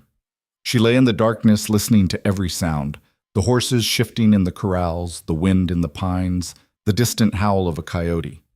Somewhere out there, Clay was hunting men who wouldn't hesitate to kill him if cornered. The thought made her stomach twist with fear she hadn't expected to feel. When had she started caring so much? When had Clay Maddox gone from being simply her employer to someone whose safety mattered more than her own? She knew the answer, even if she wasn't ready to admit it. It had been gradual, an accumulation of small moments. The way he'd defended her to Silas and Prudence, the quiet evenings on the porch, talking about nothing and everything. The way he looked at her sometimes, like she was something precious and surprising. The way she'd felt safe in his arms after saving Tom, like she'd finally found a place to set down all the fear and exhaustion she'd been carrying. Evelyn must have dozed eventually, because she woke to the sound of hoofbeats thundering into the ranch yard. She scrambled from bed, pulling on her wrapper, and peered through the window. In the pale pre-dawn light, she could see riders dismounting, Clay and his men back from their hunt. But something was wrong. The way they moved, the slump in their shoulders, told her everything she needed to know before she even left the cabin. By the time Evelyn reached the main house, the men were already gathered in the kitchen. Their faces were haggard, streaked with trail dust, their eyes hollow with exhaustion and defeat. "Lost the trail in the canyon country," Pete was saying as Evelyn slipped into the room. "They had fresh horses waiting, split up 3 different ways. We tried following all the tracks, but they had too much of a head start," Clay finished. He was slumped in a chair at the table, his hat discarded, his dark hair falling across his forehead. He looked like he'd aged 10 years overnight. "They knew exactly what they were doing, probably been planning this route for weeks." "At least nobody got hurt," Tom said, trying for optimism and failing. "Nobody got hurt because we never caught up to them," Clay said bitterly. "They're probably in the next territory by now, selling my cattle to some buyer who doesn't ask questions." Evelyn moved to the stove and began making coffee, her hands steady even though her heart was racing. The men needed food, rest, and someone who wasn't drowning in defeat. "When did you last eat?" she asked. "Yesterday morning," Jake said. "Before we left." 24 hours without food while riding hard through rough country. Evelyn's jaw tightened, but she didn't scold them. Instead, she pulled out the bread she'd baked the previous day, found bacon and eggs, and began cooking with swift efficiency. The men ate in exhausted silence, shoveling food into their mouths with the mechanical precision of soldiers after a battle. Clay barely touched his plate, just sat staring at the scarred table surface as though seeing something the rest of them couldn't. When the hands had finished and shuffled off to the bunkhouse for much-needed sleep, Evelyn found herself alone in the kitchen with Clay. He hadn't moved from his chair, his untouched coffee growing cold in front of him. "You should eat," Evelyn said gently. "Not hungry." "Clay, I failed them," he said, his voice raw. "My men, my ranch. I promised I'd protect what was ours, and I couldn't even track down the bastards who stole from us." Evelyn sat down across from him. "You did everything you could. It wasn't enough." Clay's hands curled into fists on the table. "I keep losing ground, Evelyn." The rustlers, Silas squeezing every rancher with his inflated prices, drought threatening the summer grass. "Sometimes I wonder if I'm fighting a losing battle." "You're tired," Evelyn said. You've been riding for 24 hours without rest. Things always look worse when you're exhausted. Do they? Clay looked at her then, and the defeat in his eyes cut her to the bone. Or do they just look clearer? Before Evelyn could respond, the kitchen door burst open and Danny stumbled in, his young face white with panic. Boss, Jake says you need to come quick. Someone's approaching the ranch. Single rider, coming fast. The exhaustion fell away from Clay like a discarded coat. He was on his feet and moving before Danny finished speaking, Evelyn right behind him.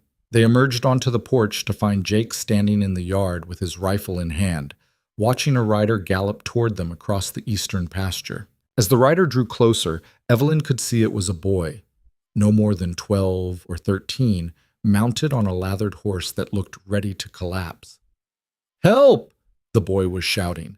"Please, somebody help!" Clay vaulted off the porch and caught the horse's bridle as the boy pulled up in a spray of dirt. "Easy, son. What's wrong?" "It's my pa," the boy gasped, tears streaming down his dust-caked face. "He's hurt bad.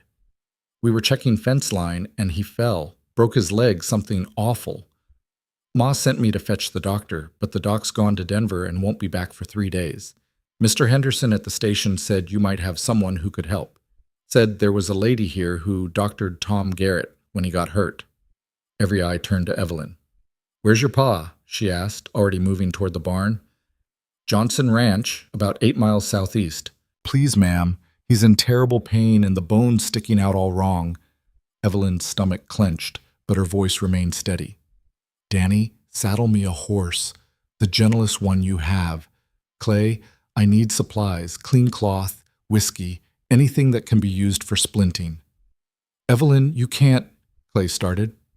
"Can't what? Help a man who's injured?" She turned to face him, her chin lifted. "I told you I've done this before. Maybe not a broken leg, but I've read enough medical texts to know the principles. If that bone isn't set properly, he could lose the leg. Or worse." "I'll come with you," Clay said. "You've been riding for 24 hours. You can barely stand." "Then I'll sit in the saddle, but I'm not letting you ride 8 miles alone to treat a compound fracture." They stared at each other for a long moment, a battle of wills that neither wanted to lose. Finally, Jake cleared his throat. "Both of you go," he said. "Clay can make sure Miss Hart gets there safe, and Miss Hart can do the doctoring. Tom and Pete can handle things here. We'll be fine for a few hours." It was the only solution that made sense, and they both knew it. Within 15 minutes, Evelyn was mounted on a steady mare named Bess, her supplies packed in saddlebags, with Clay beside her on his own horse despite his exhaustion. The young boy, he said his name was Billy Johnson, led them southeast at a pace that was just short of reckless. Evelyn clung to the saddle and tried not to think about what she'd find when they arrived. A compound fracture meant the bone had broken through the skin. That meant risk of infection, catastrophic blood loss, possible amputation if things went wrong. She'd read about setting bones in her medical texts, had studied the diagrams and memorized the procedures. But reading and doing were vastly different things. The Johnson Ranch was smaller than the Circle M, more of a homestead than a working cattle operation. They found Mr. Johnson lying in the yard where he'd fallen, his wife kneeling beside him with her apron pressed to his leg. Blood had soaked through the fabric, dark and spreading. Evelyn dismounted before her horse had fully stopped and ran to them. One look at the injury confirmed her worst fears. The bone of the lower leg had snapped and torn through the skin just below the knee. It was a clean break, at least, not shattered, but the leg was twisted at an unnatural angle and Mr. Johnson's face was gray with shock. "Ma'am, can you help him?" Mrs. Johnson asked, her voice breaking. "Can you help my husband?" Evelyn met the woman's desperate eyes and made a decision. "Yes," she said, with more confidence than she felt, "but I'm going to need your help, and this is going to be difficult for all of us."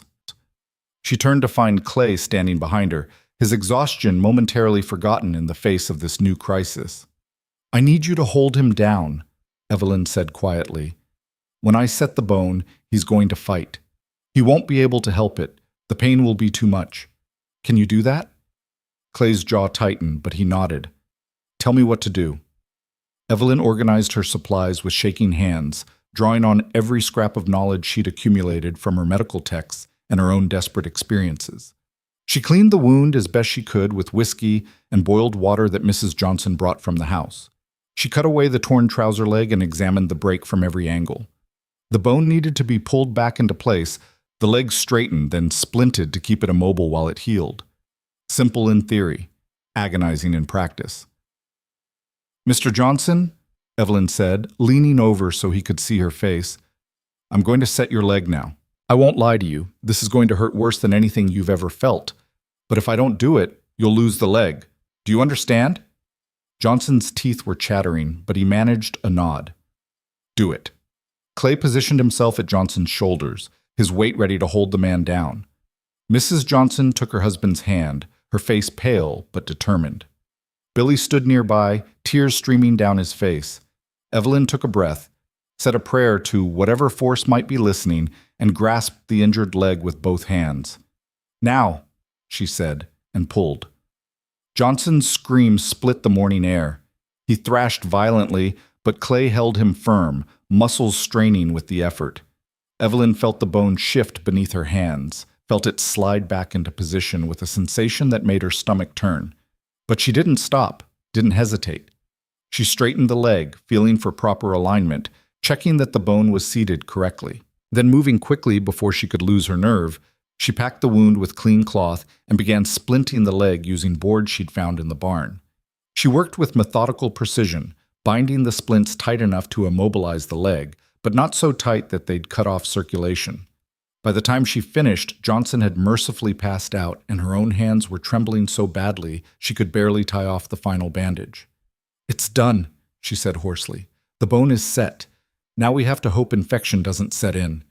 Mrs. Johnson was crying, her relief palpable. "Thank you, oh, thank you. If you hadn't come—" "He'll need to stay completely still for at least 6 weeks," Evelyn interrupted, her voice flat with exhaustion. "No weight on that leg, no movement if you can help it. Change the bandages daily, watch for signs of infection, fever, red streaks from the wound, foul smell. If you see any of that, send for me immediately." We will. Mrs. Johnson clutched Evelyn's bloody hands. "How can we ever repay you?" "There's no payment necessary," Evelyn said. "Just take care of him." They helped move Johnson into the house and settled him in bed. Evelyn left detailed instructions for his care, her medical knowledge flowing in a steady stream now that the crisis had passed.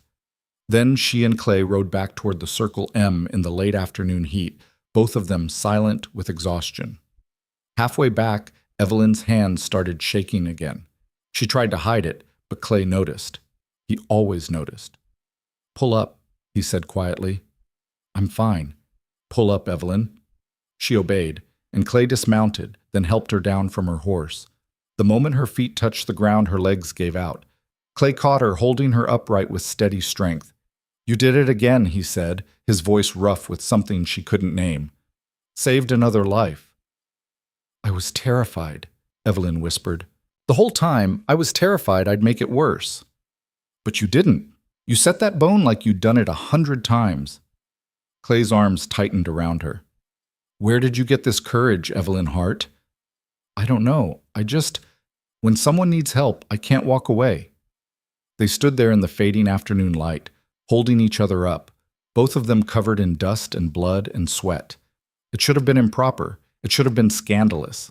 Instead, it felt like the most natural thing in the world. When they finally made it back to the Circle M, word of what Evelyn had done had already spread. Jake met them in the yard, his weathered face creased with concern. "Billy Johnson stopped here on his way back home," he said. "Told us what you did, Miss Hart, setting a compound fracture in a ranch yard with no proper tools.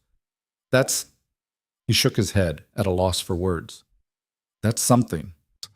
Over the following days, as June gave way to July, the Circle M settled back into its rhythms. Mr. Johnson's leg healed without infection, and word of Evelyn's skill spread through the valley like wildfire. She found herself treating minor injuries for neighboring ranchers, a burned hand here, a gashed arm there, a child's fever that wouldn't break. Clay watched her with something in his eyes that made Evelyn's breath catch.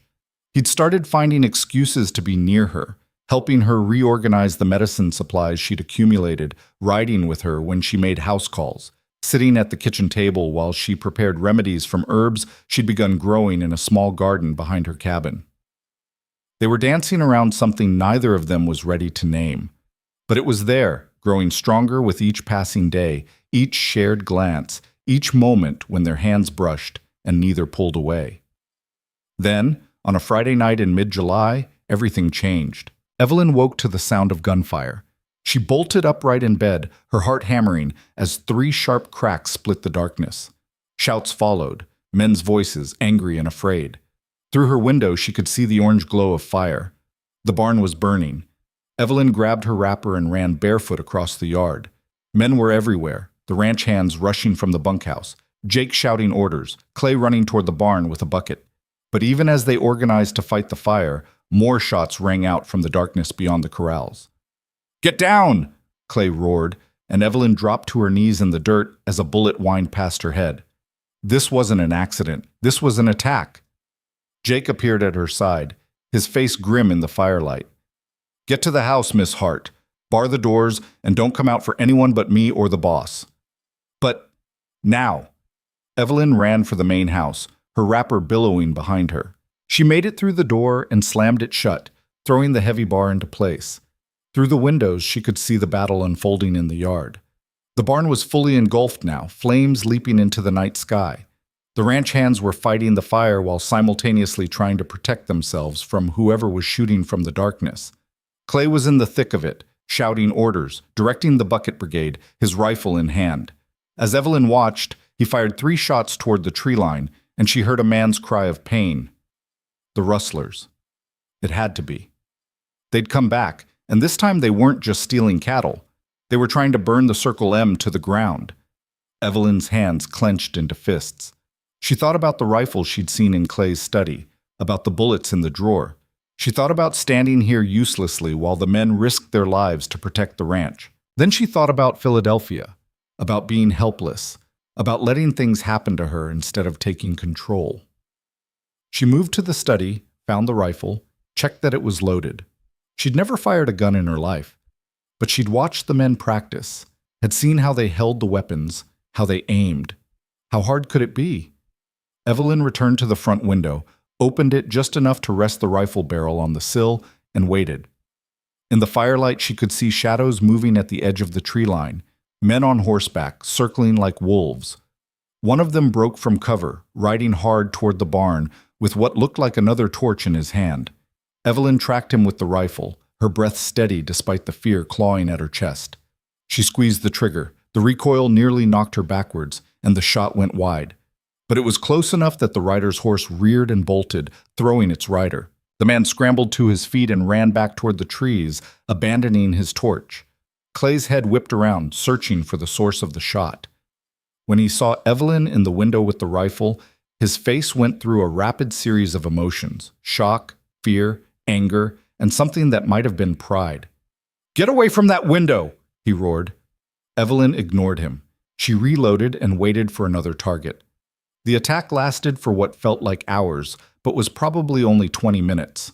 The rustlers, or whoever they were, seemed more interested in causing chaos than in actually killing anyone. When they realized the defenders were armed and fighting back, they melted back into the darkness and disappeared. The barn was a total loss, reduced to a skeleton of charred timbers and smoking ash. But the house and bunkhouse were intact. The livestock were safe, and miraculously, no one was seriously injured.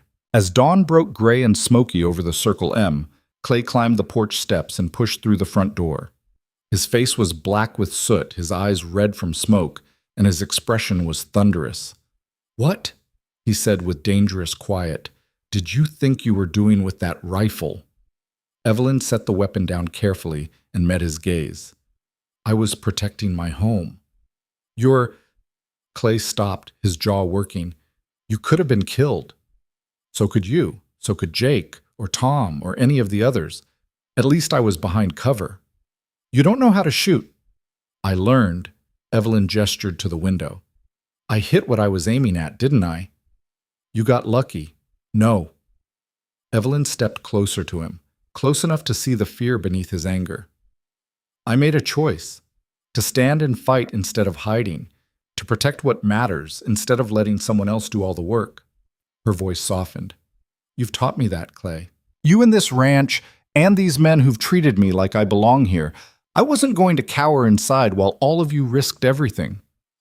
Clay stared at her for a long moment. Then, to her surprise, he started to laugh, a rough, exhausted sound that was edged with something dangerously close to hysteria. You're going to be the death of me, Evelyn Hart, he said.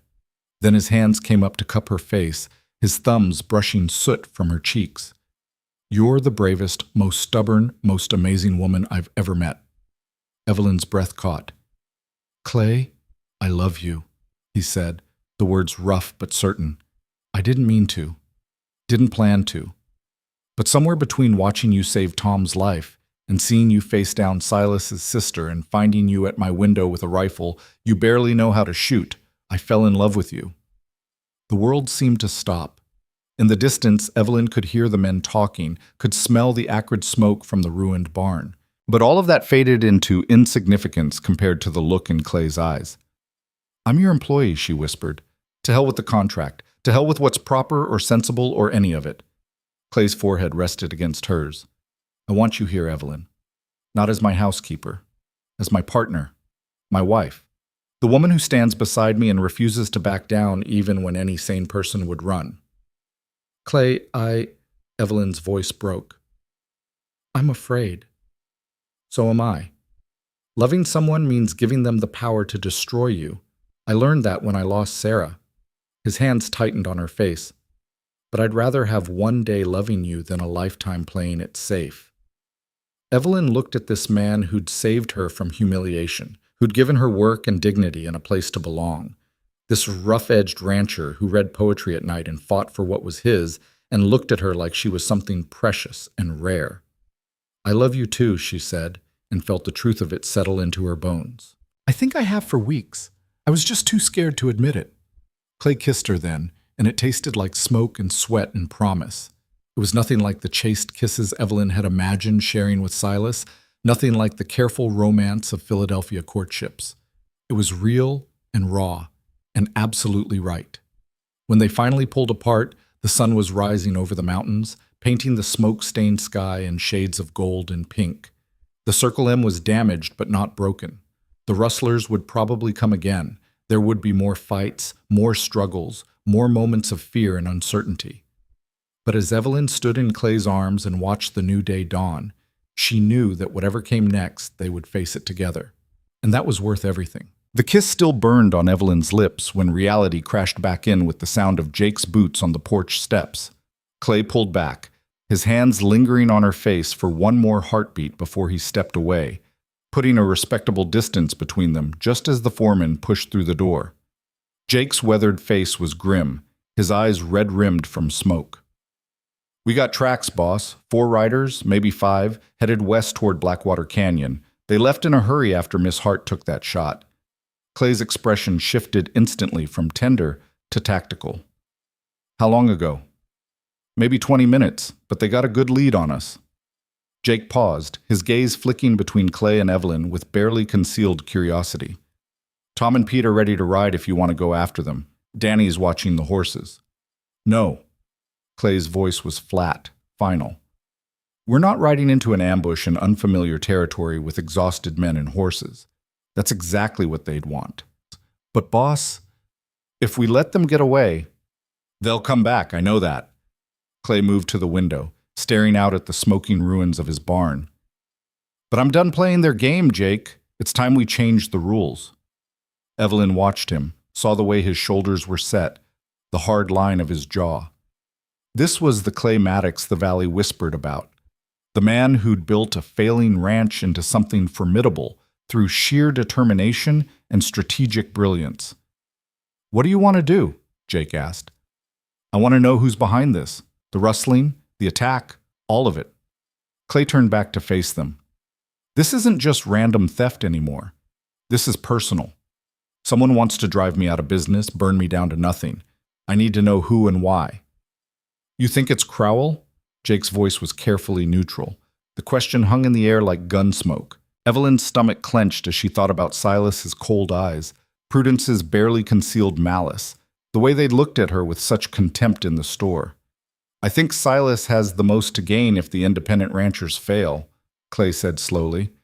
With us gone, everyone would be forced to buy from him at whatever prices he sets, but I can't prove it. Not yet. Then what's the plan? Clay's mouth curved into something that wasn't quite a smile. We rebuild. We fortify. We show them that burning one barn won't break us, and we wait for them to make a mistake. Jake nodded, understanding dawning in his eyes. A trap. Exactly. But first, Clay's gaze moved to Evelyn, softening at the edges. First, Miss Hart and I need to have a conversation with the sheriff. I want this attack on record, official. I want witnesses to the fact that someone tried to burn us out. Sheriff Dalton's useless, Jake said bluntly. He won't do anything to upset Crowell. Maybe not, but he'll have to acknowledge the complaint, and when we finally have proof of who's behind this, I want a paper trail showing that I tried to handle it legally first. Clay's voice hardened. Cover my back for what comes after. An hour later, Evelyn found herself in a wagon beside Clay, heading back toward Red Hollow. She'd changed into a clean dress, scrubbed the soot from her face and hands, and twisted her hair into a neat knot. But she could still feel the rifle's recoil in her shoulder, could still taste smoke and fear in Clay's kiss. The morning was bright and clear, a cruel contrast to the destruction they'd left behind. Clay drove in silence, his hands steady on the reins, his face set in hard lines. Finally, Evelyn couldn't stand the quiet anymore. What happens now? She asked. Between us? Clay glanced at her, and some of the hardness softened. What do you want to happen? I don't know. Evelyn twisted her hands in her lap. This morning you said you wanted to marry me. But we've only known each other for 2 months, Clay. People will talk. People are already talking. They have been since the day I brought you to the ranch. His voice was gentle. I'm not asking you to marry me tomorrow, Evelyn. I'm just asking if you'll consider a future with me. A real future, not just a 3-month contract. Evelyn's heart was racing. I came west to marry a man I'd never met based on nothing but letters and desperation. That ended in humiliation. How is this different? Because you know me now, Clay said simply. You've seen me at my worst, exhausted, defeated, covered in other men's blood and barn smoke. You've seen how I run my ranch, how I treat my men, and how I handle trouble. You know exactly what you'd be getting into. Do I? Evelyn turned to face him. Because from where I'm sitting, I see a man who's being targeted by dangerous people. A man whose barn just burned down. A man who might lose everything he's built. That's fair. Clay pulled the wagon to a stop on the side of the road, setting the brake before turning to her. So let me be clear about what I'm offering. I'm offering you a life that won't be easy, or safe, or predictable. I'm offering you a partnership where I'll ask for your counsel and actually listen to it. I'm offering you a home that you'll help build, decisions you'll help make, a future that's ours together, not mine with you as decoration. He paused. And I'm offering you all the time you need to decide if that's what you want. Evelyn stared at him, this rough-edged man who'd somehow learned to see her as an equal, who valued her strength instead of being threatened by it. What if I say no? Then I honor the contract we signed. In another 5 weeks, you'll have saved enough to go to Denver or San Francisco or anywhere else you choose. I'll give you references that will help you find work, and I'll let you go, even though it'll tear my heart out. Clay's voice was steady, but his eyes betrayed him. But I'm hoping you won't say no. I'm not saying no, Evelyn said quietly. I'm just saying I need time to be sure, to not make another desperate decision that I'll regret. That's all I'm asking for, time and honesty. Clay picked up the reins again. Now, let's go talk to a useless sheriff so I can at least say I tried the legal route before I handle this my own way. Red Hollow was bustling with Saturday morning activity when they arrived. Farmers and ranchers crowded the streets. Women in their market day dresses moved between shops, and children ran wild between the wagons. Evelyn could feel eyes following them as Clay helped her down from the wagon, could practically hear the whispers starting. The sheriff's office was a small building next to the jail, with a faded sign and bars on the windows. Sheriff Marcus Dalton was a soft man in his 50s with a paunch that suggested too many free meals and a handshake agreement with Silas Crowell that everyone knew about but couldn't prove. He looked up from his desk when Clay and Evelyn entered, his expression shifting from bored to wary. "Maddox," he said, not rising from his chair, "what brings you to town?" "Someone burned my barn down last night," Clay said flatly. "Shot at my men, tried to burn the whole ranch." Dalton's eyes narrowed. "That's a serious accusation. You got proof?" "I've got a burned barn, bullet holes in my bunkhouse, and 5 witnesses who'll swear to what happened." "Witnesses who work for you," Dalton pointed out. "Might be biased, don't you think?" Clay's hands curled into fists at his sides, but his voice remained level. "I'm here to file an official complaint, Sheriff. Whether you investigate it or not is up to you, but I want it on record that I reported the attack." "And what do you expect me to do about it? Ride out to every ranch in the valley asking if they happen to burn down Clay Maddox's barn?" Dalton leaned back in his chair. "I got limited resources, Maddox. Can't go chasing shadows." "Even when those shadows are shooting at citizens?" Evelyn spoke up, her voice sharp. "What about protecting the people in this valley?"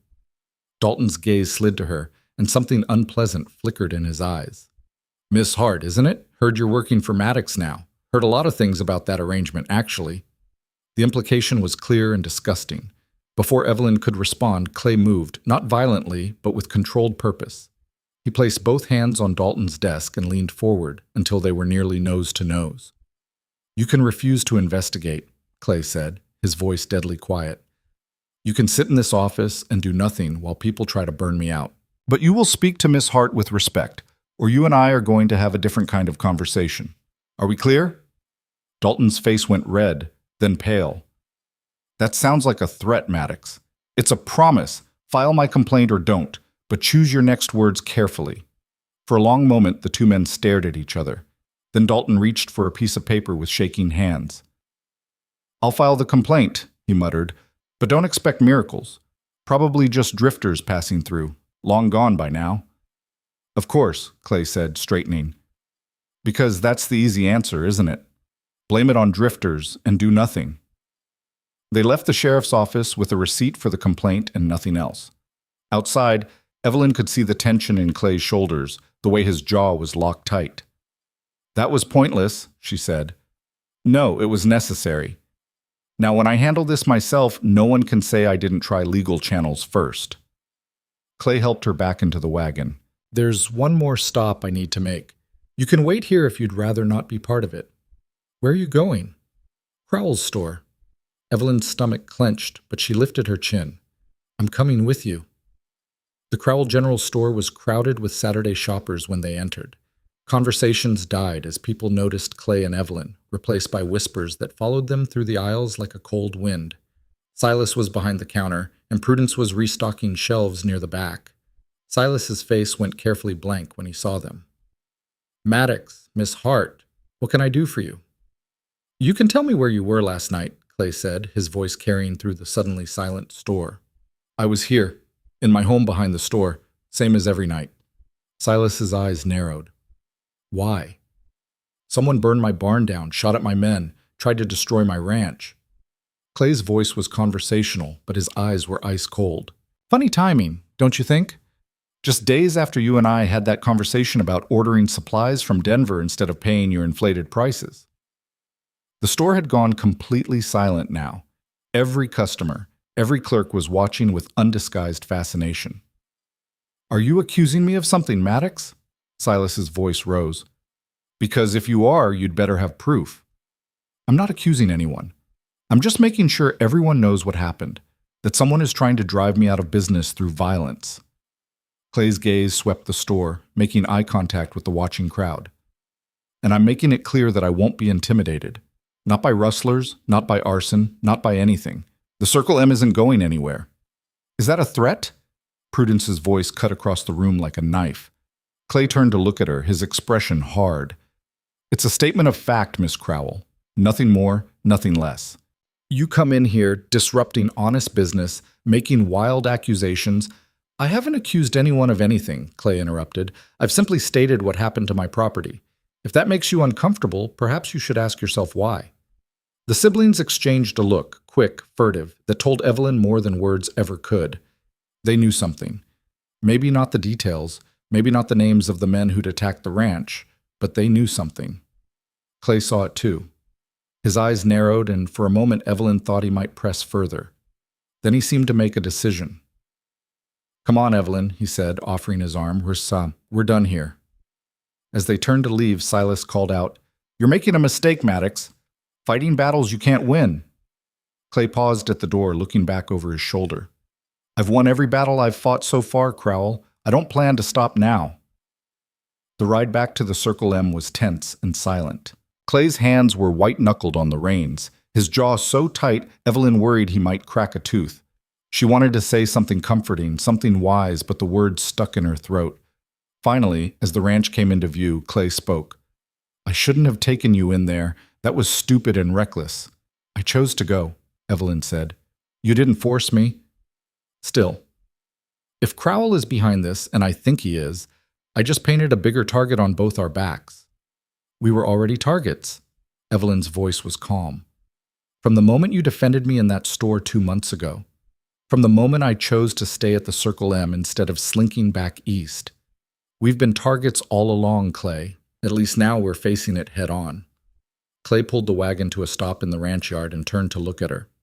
"How are you so brave?" "I'm not brave. I'm just tired of being afraid." Evelyn met his eyes. "And I'm tired of letting small, cruel people dictate my life. Silas already tried to break me once. I won't let him do it again." Something fierce and proud blazed in Clay's expression. Then he was leaning across the wagon seat, his hand cupping her face, his lips finding hers in a kiss that was part desperation and part promise. Evelyn kissed him back, not caring that they were in full view of anyone who might be watching, not caring about propriety or scandal or any of it. When they finally pulled apart, Jake was standing on the porch of the main house, trying very hard not to smile.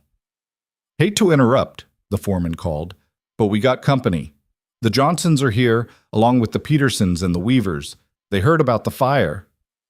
Over the next few hours, the Circle M became something Evelyn had never seen before. A community rallying around one of its own. Neighboring ranchers arrived with their families, bringing supplies, lumber, offers of help. Mrs. Johnson brought food enough to feed an army and insisted on hugging Evelyn until she could barely breathe. "You saved my husband's leg," the woman said fiercely. "We'll help you rebuild 10 barns if that's what it takes." By sunset, plans had been drawn up for a new barn, bigger and better than the old one. Men volunteered labor, materials, expertise. The valley's smaller ranchers, the ones who'd been squeezed by Silas's monopoly and threatened by the rustlers, saw what had happened to the Circle M and recognized it for what it was, a warning shot. If Clay Maddox could be targeted like this, none of them were safe. That night, after the neighbors had gone home and the ranch had settled into exhausted quiet, Evelyn found Clay sitting on the porch steps, staring out at the stars. She sat beside him, close enough that their shoulders touched. "They're with you," she said quietly. "The other ranchers. They see what's happening." "I know, but I'm worried about what comes next." Clay's voice was heavy. "If Crowell is behind this, he won't stop just because I filed a complaint and made some accusations. He'll escalate, and people could get hurt." "Then we'll be ready." Clay looked at her. "When did you start saying we?" Evelyn considered the question. "I think it was somewhere between Tom's injury and tonight's kiss. Maybe earlier. Maybe the moment you offered me work when I had nothing." She paused. "I know I said I needed time to decide about a future with you, but the truth is, I think I decided weeks ago. I was just too scared to admit it." "And now?" "Now I'm still scared. But I'm more scared of walking away from something real because I'm afraid of getting hurt." Evelyn took his hand, threading her fingers through his. "My contract ends in 5 weeks. I don't want to leave when it's up." Clay's grip tightened on her hand. "Are you saying was?" "I'm saying yes. To courting, to partnership, to whatever future we can build together." Evelyn's voice was steady, despite the racing of her heart. "I'm saying I love you, Clay Maddox, and I choose this. I choose you. I choose us." For a moment, Clay didn't move, didn't speak. Then he pulled her into his arms, holding her so tightly she could barely breathe, his face buried in her hair. "I'll do right by you," he said, his voice rough with emotion. "I swear it, Evelyn. I'll court you proper, give you time to be absolutely sure, and when you're ready, only when you're ready, I'll marry you in front of the whole valley, make you my wife in every way that matters." "I'm already sure," Evelyn said against his chest. "But I appreciate the gesture." Clay's laugh was shaky. "Still, I want to do this right. My mother raised me to be a gentleman, remember?" "Your mother raised you to be a good man," Evelyn corrected. "There's a difference." They sat on the porch steps until the stars wheeled overhead and the night air grew cold. Inside the house, Jake had left a lamp burning in the kitchen, a subtle reminder that while the world might be changing, some proprieties still mattered. Eventually, Clay walked Evelyn to her cabin, his hand warm in hers. At her door, he kissed her goodnight, a soft, sweet kiss that promised patience and devotion and all the time in the world. "Sleep well," he said. "Tomorrow, we start rebuilding." Over the following weeks, the new barn rose from the ashes of the old one. Neighbors came to help frame the walls, raise the roof, install the doors. It was larger than before, built with an eye toward defense as well as function. Wide doors that could be barred from inside. High windows that offered views of the approaches. A loft that could serve as a watchtower, if necessary. Clay courted Evelyn with a patience that surprised them both. He brought her wildflowers picked from the high meadows. He taught her to ride better, taking her on long evening rides through the valley. He sat with her in the kitchen while she worked, reading poetry aloud in his rough voice, making her laugh with his terrible dramatic interpretations. The ranch hands watched this courtship with approving smiles and knowing glances. Jake became fiercely protective of Evelyn's reputation, ensuring that she and Clay were never alone in the house without a chaperone, usually himself, pointedly reading a newspaper in the next room while making enough noise to remind them he was there. But the shadow of the attack never fully lifted. Clay doubled the night watch, keeping men posted at all hours. He organized the neighboring ranchers into an informal alliance, setting up a system of warning fires that could be lit if anyone spotted trouble. The valley prepared for war, even as they hoped for peace. Then, 6 weeks after the barn fire, Sheriff Dalton rode out to the Circle M with news that changed everything. Evelyn was in the kitchen preparing dinner when she heard the commotion in the yard. She went to the window and saw Dalton dismounting, his face grave. Clay emerged from the barn, and the two men spoke in low tones before heading toward the house. "Miss Hart," Dalton said when he entered the kitchen, removing his hat. "I need to speak with you and Maddox. It's important." They settled at the kitchen table, and Dalton pulled out a sheaf of papers. "I've been doing some investigating, quiet-like, so word wouldn't get around, and I found something interesting." He spread the papers across the table. Land deeds, filed over the past 6 months. Someone's been buying up property around Red Hollow, small parcels, failed homesteads, land from ranchers who couldn't make it. Clay leaned forward, studying the documents. "Who's buying?" "That's the interesting part. It's all through shell companies, false names. But I did some digging, called in some favors with the land office in Denver." Dalton pulled out one more document, traced it all back to one source. Silas Crowell. The name hung in the air like a death sentence. "Why?" Evelyn asked. "What does he want with all that land?" "Railroad's planning a new line through the valley," Dalton said heavily. "Heard it from a surveyor who came through last month. The route hasn't been announced yet, but Crowell must have inside information. He's been buying up all the land along the planned route. When the railroad comes, that land will be worth 10 times what he paid for it." Clay's face had gone very still. "And the ranchers who won't sell? The ones like me who own land he needs?" "He drives you out," Dalton said simply. "Rustling, fires, attacks. Make it too expensive, too dangerous to stay. Eventually you sell for whatever you can get, and he swoops in with a lowball offer." "You have proof of this?" Clay's voice was deadly calm. "Enough to make a case. The land purchases, the timing, the pattern of attacks. And I've got something else." Dalton pulled out a final document. 3 nights ago, I arrested a man for drunk and disorderly. While he was in my jail, he started talking. Bragging, really, about easy money he'd made running cattle and burning barns. I got names, dates, payments, and I got the name of who hired him. "Crowell," Clay said. "His foreman, actually. Man named Virgil Stone. But Stone doesn't act without Crowell's say-so. Everyone knows that. Dalton met Clay's eyes. I'm going to arrest them both.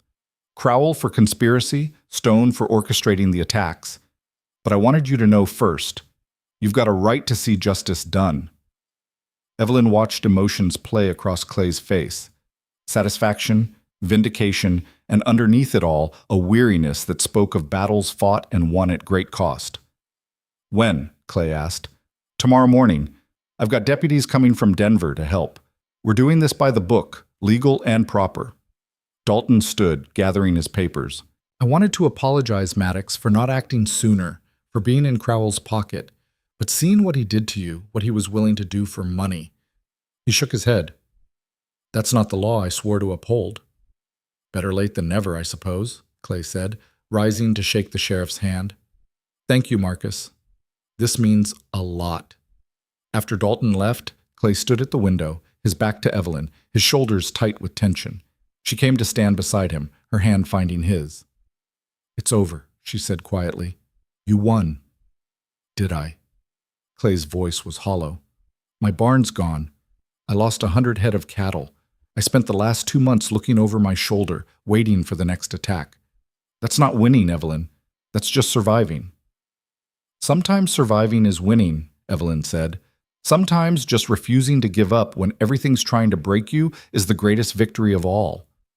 Clay turned to her then, and the vulnerability in his eyes made her heart ache. I'm tired, he said simply. Tired of fighting, tired of always being on guard. I just want to build something without constantly defending it. Then that's what we'll do, Evelyn said. Once this is done, once Crowell's in jail and the valley is safe, we'll build. A life, a future, a home. Together. Together, Clay echoed, and pulled her into his arms. The next morning, word spread through the valley like wildfire. Sheriff Dalton, backed by deputies from Denver, arrested Silas Crowell and Virgil Stone on charges of conspiracy to commit arson, cattle theft, and attempted murder. The trial was set for 3 weeks later in the county seat. Red Hollow erupted into chaos. Some people, those who'd benefited from Silas's monopoly or feared his influence, protested the arrest loudly. But more people, the ranchers and farmers and ordinary folk who'd been squeezed and exploited for years, celebrated with poorly concealed relief. Prudence Crowell closed the store and hired lawyers from Denver, expensive men in tailored suits who promised to destroy Clay's reputation and prove the whole thing was a vindictive scheme. But the evidence was damning, and when the trial finally came, the jury took less than 2 hours to reach a verdict. Guilty on all counts. Silas Crowell was sentenced to 15 years in territorial prison. Virgil Stone got 12. Clay attended the trial every day, sitting in the gallery with Evelyn beside him. When the verdict was read, he showed no satisfaction, no triumph. Just a quiet relief that the threat was finally, truly over. On the ride back to the Circle M after the sentencing, Clay was quiet. Evelyn watched him from the corner of her eye, seeing the exhaustion etched into his face, the weight he'd been carrying finally lifting. "What are you thinking?" she asked. Clay was silent for a long moment. Then, "I'm thinking about the future, about the barn we built together, and the ranch we've defended together, and the life we could have together." He looked at her, and his eyes were clear and certain. "Your contract ended 2 weeks ago, Evelyn. You're still here. Where else would I be? I don't know. Denver, maybe? San Francisco? Somewhere you could be a real doctor instead of a rancher's wife." Evelyn's heart skipped. "Is that a proposal, Clay Maddox?" "Not yet. Not until I can do it properly." Clay pulled the wagon to a stop and turned to face her fully. "But I want you to know, when I do ask, it won't be because I need a housekeeper or because it's convenient. It'll be because I can't imagine my life without you in it, because you've become the best part of every day. Because loving you has made me better than I ever thought I could be." Tears pricked at Evelyn's eyes. "You're making it very hard to wait for that proper proposal." "Good," Clay said, and kissed her in the middle of the road with the mountains watching and the whole sky spreading above them like a blessing. When they finally made it back to the ranch, Jake was waiting on the porch with a smile that suggested he knew exactly what had delayed them. "Welcome home," he said, and the word home had never sounded sweeter. Summer deepened into August, and the Circle M flourished in ways that had nothing to do with cattle or crops. The new barn stood proud against the mountain backdrop, its fresh timber golden in the sunlight.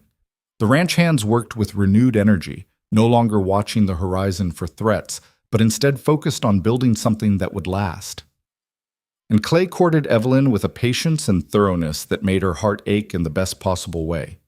He took her on picnics to high meadows where wildflowers painted the grass in brilliant colors. He taught her the names of the peaks that ring the valley, showed her where eagles nested in the cliffs, pointed out the best fishing holes along the creek. They rode together in the cool mornings and sat together on the porch in the warm evenings, and slowly Evelyn learned every facet of the man she'd fallen in love with. She learned that he was stubborn to a fault, but willing to admit when he was wrong, that he had a dry sense of humor that caught her off guard and made her laugh at unexpected moments, that he was deeply loyal to the people he cared about and unforgiving toward those who betrayed that loyalty, that he read poetry not because he thought he should, but because the words moved him in ways he couldn't quite explain. And Clay learned Evelyn in return. Discovered that beneath her quiet composure was a will of iron and a mind that could dissect problems with surgical precision, that she had opinions on everything from politics to horse breeding and wasn't afraid to voice them, that she hummed while she worked and talked to the chickens she'd started raising behind her cabin, that she woke before dawn not because she had to, but because she loved watching the sunrise over the mountains. They were learning to be partners, and it was harder and better than either of them had imagined. One evening in late August, as Evelyn was finishing the dinner dishes, Clay appeared in the kitchen doorway with a peculiar expression on his face, nervous and excited and determined all at once. "Walk with me?" he asked. Evelyn dried her hands and followed him outside. Instead of heading toward the porch or the barn, Clay led her to the horses. Within minutes, they were mounted and riding north away from the ranch buildings, up into the foothills as the sun painted the western sky in shades of crimson and gold. They rode in silence for nearly 30 minutes, climbing steadily, until Clay pulled his horse to a stop on a high overlook Evelyn had never seen before. Below them, the valley spread out like a living map. The Circle M Ranch tucked into its protective hollow, the silver thread of the creek winding through green pastures, the dark line of forest marching up the mountain slopes, and beyond it all, the town of Red Hollow, small and distant. "This is my favorite place in the world," Clay said, dismounting and helping Evelyn down. "I used to come here when I needed to think. After my father died. After Sarah." He paused. "After you arrived and I didn't know what to do with these feelings I was developing for my own housekeeper." Evelyn's breath caught. "Clay, wait. Let me say this." He took both her hands in his, and she could feel them trembling slightly. "I brought you here because I wanted you to see something." He turned her gently, pointing to a spot on the valley floor about half a mile north of the main ranch buildings. At first, Evelyn couldn't see what he was indicating. Then she noticed the clearing, the fresh-turned earth, the foundation stones laid out in a careful rectangle. "What is that?" she asked. "That's where I'm building our house," Clay said quietly. "If you'll have me. If you'll marry me and make a life with me." Evelyn's heart stopped, then started again at double speed. She turned to face him and found him already kneeling, one knee on the rocky ground, a small velvet box in his hands. "Evelyn Hart," Clay said, his voice rough with emotion.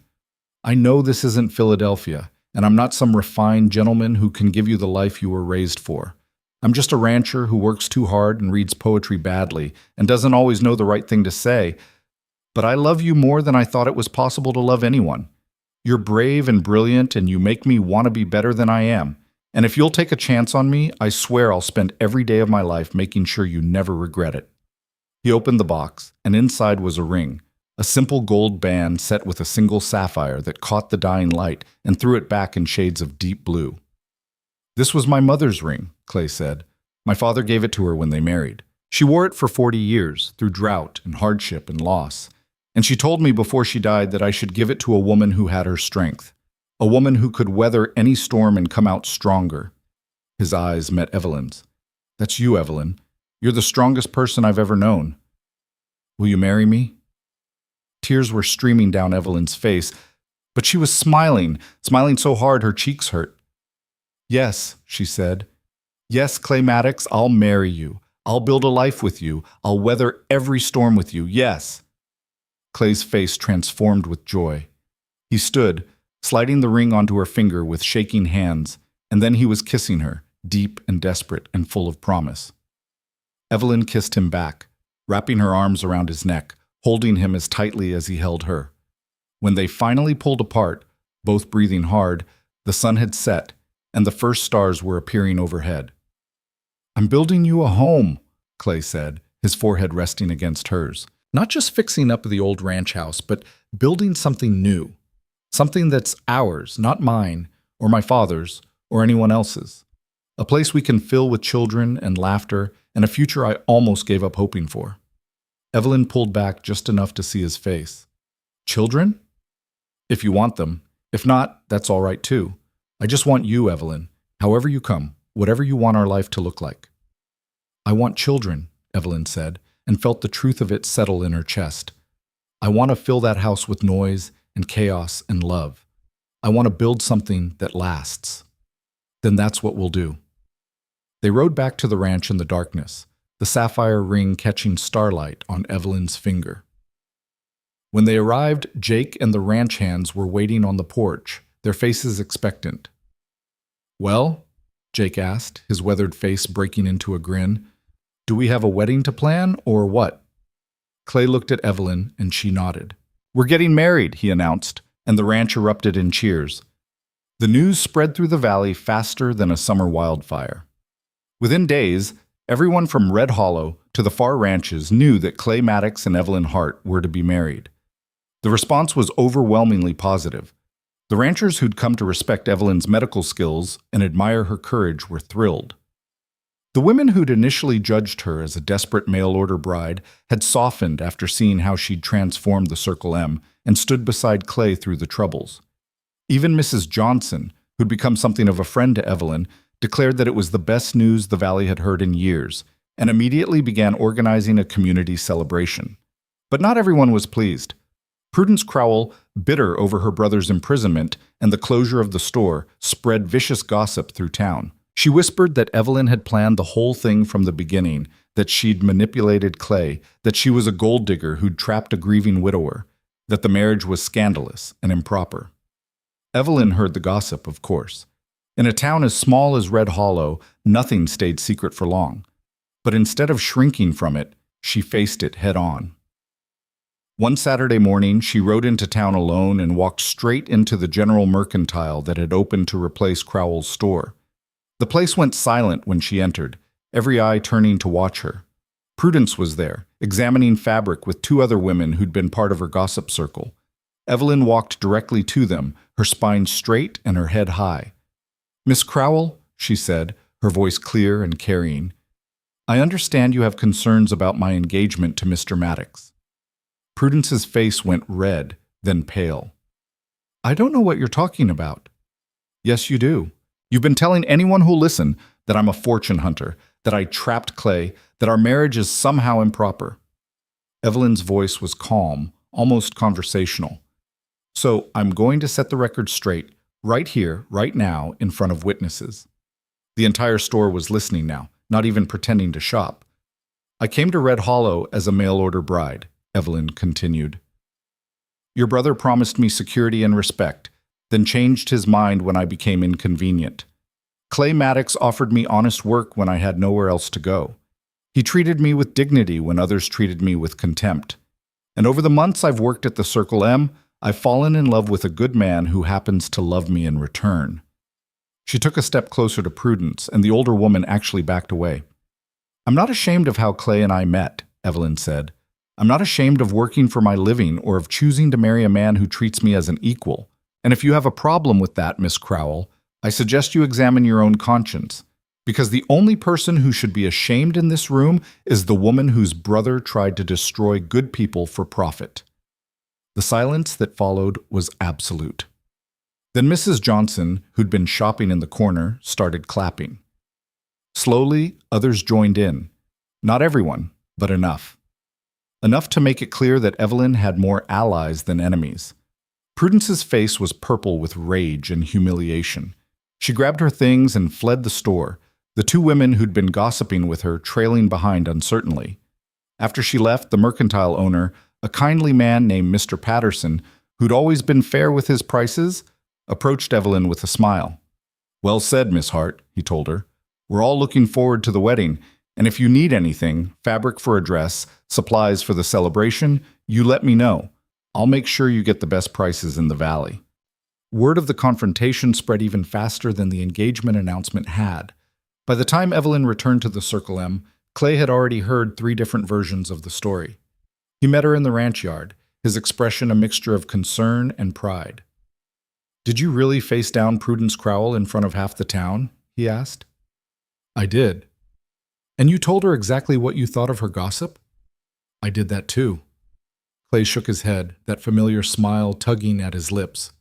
"You're terrifying, you know that?" "Good," Evelyn said, dismounting. "I'd hate to be predictable."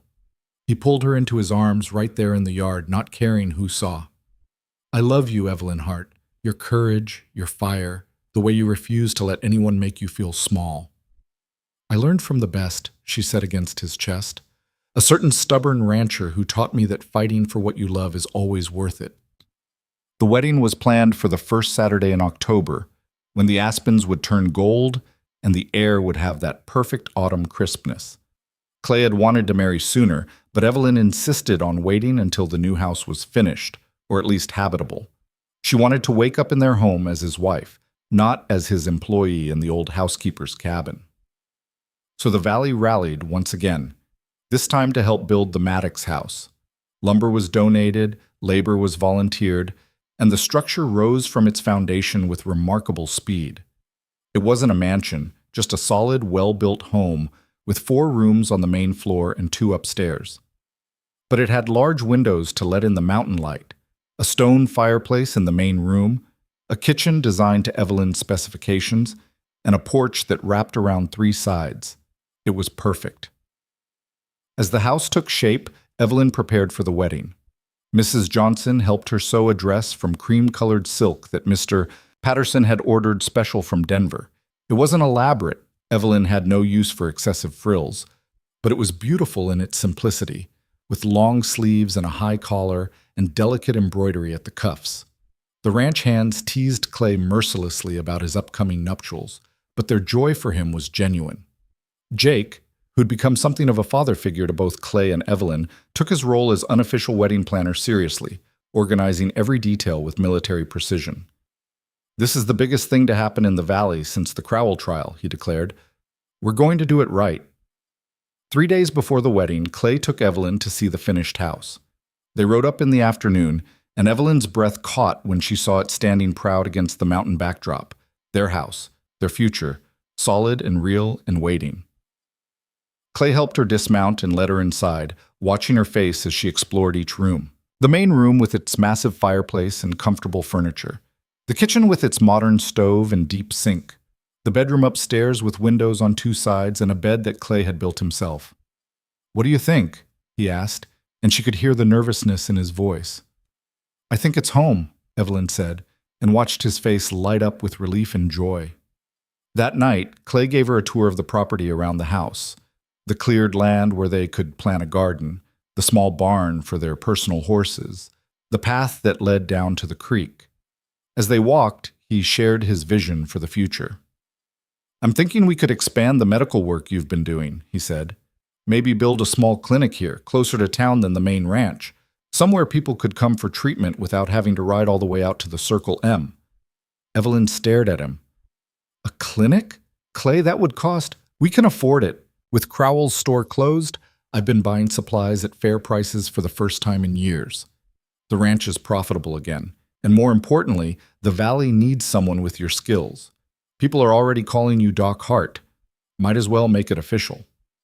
"I'm not a real doctor," Evelyn protested. "I haven't had formal training." "You've saved lives, set bones, treated fevers, delivered babies." Clay took her hands. "You've done everything a frontier doctor does, Evelyn. The valley knows it, and they trust you. If you want to do this, I'll support you however I can." Evelyn looked at this man who saw her not as something to be contained or controlled, but as something to be encouraged and celebrated. "Are you sure?" A doctor's wife who actually practices medicine? That's not exactly conventional. When have we ever been conventional? Clay's smile was warm. Besides, I didn't fall in love with you because you were conventional. I fell in love with you because you're extraordinary. The wedding day dawned clear and perfect, with a sky so blue it hurt to look at, and air that smelled of pine and falling leaves. The ceremony was held outdoors on the high meadow where Clay had proposed, with the entire valley in attendance. Ranchers and farmers, shopkeepers and homesteaders, the sheriff and his deputies, everyone who'd watched Clay and Evelyn's story unfold. Jake stood beside Clay as his best man, his weathered face suspiciously shiny. Mrs. Johnson stood with Evelyn, her eyes already brimming with tears. The traveling minister who served the valley's scattered churches spoke words about love and partnership and the courage it takes to build a life in hard country. But Evelyn barely heard him. She was too focused on Clay's face, on the way he looked at her like she was the answer to every prayer he'd ever whispered. When it came time for the vows, his voice was steady and sure. I promise to love you in plenty and in want, he said, his eyes never leaving hers. To stand beside you in triumph and in trial. To honor your strength, celebrate your victories, and hold you through your sorrows. To be your partner in all things for all the days of my life. Evelyn's voice shook when she spoke her own vows. I promise to choose you every day, in every way. To build our future with courage and hope. To weather every storm beside you. To love you not just for who you are, but for who we become together. When the minister pronounced them husband and wife, Clay kissed her with a tenderness that brought tears to more than a few watching eyes. Then they turned to face their community as Mr. and Mrs. Maddox, and the valley erupted in cheers. The celebration that followed lasted well into the night. Tables laden with food appeared as if by magic, brought by neighbors who'd spent days preparing. There was music, fiddles and guitars and voices raised in song. There was dancing in the meadow grass, children running wild, old men telling stories and young couples stealing kisses in the shadows. Evelyn danced with Clay, with Jake, with old Mr. Johnson, who'd made a full recovery and insisted on showing her his healed leg. She accepted congratulations and well wishes from people who months ago had looked at her with suspicion and judgment. And she realized that she'd done more than find a husband or a home. She'd found a place where she belonged. As the party wound down and guests began drifting home, Clay pulled Evelyn aside. Ready to see our wedding present? What wedding present? He led her to a wagon that had been waiting at the edge of the meadow, covered with canvas. When he pulled back the cover, Evelyn gasped. Medical supplies, boxes and boxes of them, surgical instruments, medicines, bandages, everything a frontier doctor could need, far more than she'd accumulated through her own efforts. Jake helped me order them from Denver, Clay explained. They arrived yesterday. I had them delivered to the clinic. What clinic? Clay's smile was mischievous. Come with me. They rode through the darkness to the new house. But instead of stopping there, Clay led her to a smaller building Evelyn had noticed being constructed nearby, but had assumed was storage. Inside, he lit lamps to reveal a space that took her breath away. Examination table, cabinets for supplies, a desk for record keeping, even a small recovery room with 2 beds. Everything was new, clean, ready. The valley took up a collection, Clay said quietly. When word got out that I was building you a clinic, people wanted to contribute. Mrs. Johnson donated furniture. Mr. Patterson provided supplies at cost. The other ranchers contributed labor and materials. This isn't just from me, Evelyn. This is from everyone whose life you've touched since you came to Red Hollow. Evelyn walked through the space with tears streaming down her face, running her hands over the smooth cabinets, the sturdy table, the shelves waiting to be filled with medicines and hope. I don't know what to say, she whispered. Say you'll use it, Clay said, coming to stand behind her, his arms wrapping around her waist. Say you'll keep being the extraordinary woman who saves lives and refuses to back down from anything. Say you'll build this dream alongside all our others. I will, Evelyn said, turning in his arms. I'll build it all. The clinic, the future, the life we dreamed of, all of it. They stood there in the lamplight, in the clinic that represented everything Evelyn had never dared hope for, and Clay kissed his wife for the first time in their new beginning. Later, much later, they returned to their house, their real home. Clay carried Evelyn over the threshold with careful ceremony, both of them laughing at the tradition, but meaning it all the same. He set her down in the main room, and they stood together looking at the space they'd created. "Do you ever think about where we started?" Evelyn asked. "Me standing in Silas's store, humiliated and desperate, and you walking in angry about a shipment?" "I think about it," Clay admitted. "I think about how close we came to never meeting. If I'd gone to the store 5 minutes earlier or later. If I hadn't been angry enough to defend you. If you hadn't been brave enough to accept my offer. I think about how I almost went back east," Evelyn said. "How I almost let fear win. But you didn't. You chose courage instead. You chose to trust a stranger, to build something new, to fight for what you wanted." Clay cupped her face in his hands. "You chose me, Evelyn, and that choice changed my whole life." "You chose me first," Evelyn reminded him, "when no one else would." They stood there in the quiet house holding each other, marveling at the journey that had brought them from a train platform in Red Hollow to this moment, married, in love, with a future spreading before them like the valley itself. In the years that followed, the Maddox house became a landmark in the valley. It was the house where Evelyn Hart Maddox ran her clinic, treating everyone from injured cowboys to fever-stricken children to women in difficult labor. It was the house where Clay built a ranching empire based on fair dealing and honest work, where he mentored young ranchers and stood up for the small operators against anyone who tried to exploit them. It was the house where 3 children were born, 2 boys and a girl, each of them inheriting their mother's stubborn courage and their father's fierce loyalty. It was the house where valley residents gathered for celebrations and crisis councils, where deals were made and friendships forged, where justice was discussed and compassion practiced. It became, in short, the heart of the community. Evelyn's medical practice grew beyond anything she'd imagined. Within 5 years, she'd treated hundreds of patients and earned a reputation that spread far beyond Red Hollow. Doctors from Denver came to consult with her on difficult cases, impressed by her practical knowledge and innovative techniques. The territorial governor himself commended her work in improving health outcomes across the frontier. But despite all the recognition, Evelyn never forgot where she'd started, standing on a train platform with 1 suitcase and no options. She made sure her clinic served everyone regardless of their ability to pay. She trained other women in basic medicine, creating a network of healers across the valley. She fought for better sanitation, for education about disease prevention, for resources to help those who had nothing. Clay watched her work with pride that never diminished. He expanded the ranch, brought in new breeding stock, implemented conservation practices that protected the land for future generations. But his greatest pride was always Evelyn, watching her grow from a desperate mail-order bride into a pillar of the community, a healer, a mother, a force of nature. They had their struggles, of course.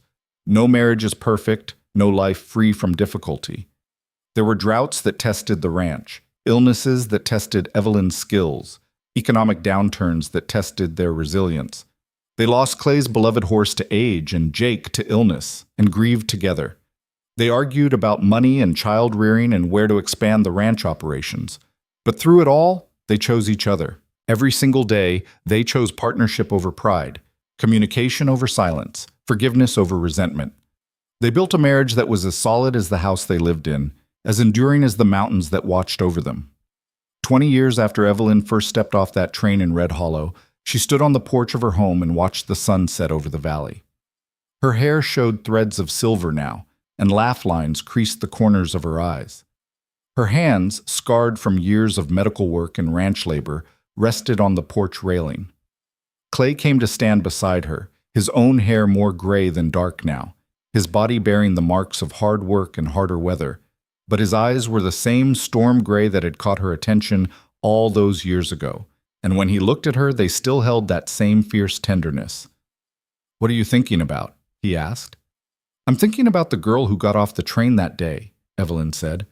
"How scared she was, how certain she was that her life was over. And now? Now I know that sometimes what looks like an ending is really a beginning." Evelyn leaned into Clay's warmth. That mail-order bride who was rejected by Silas Crowell, she became exactly who she was meant to be, not in spite of that rejection, but because of it. You think you would have found this life if Silas had married you? Clay asked. Evelyn considered the question seriously. No, she said finally. I would have been comfortable, maybe. Safe. But I wouldn't have become who I am. I wouldn't have discovered my own strength, my own purpose. I wouldn't have built something that mattered. You built more than something that mattered, Evelyn. You built a legacy.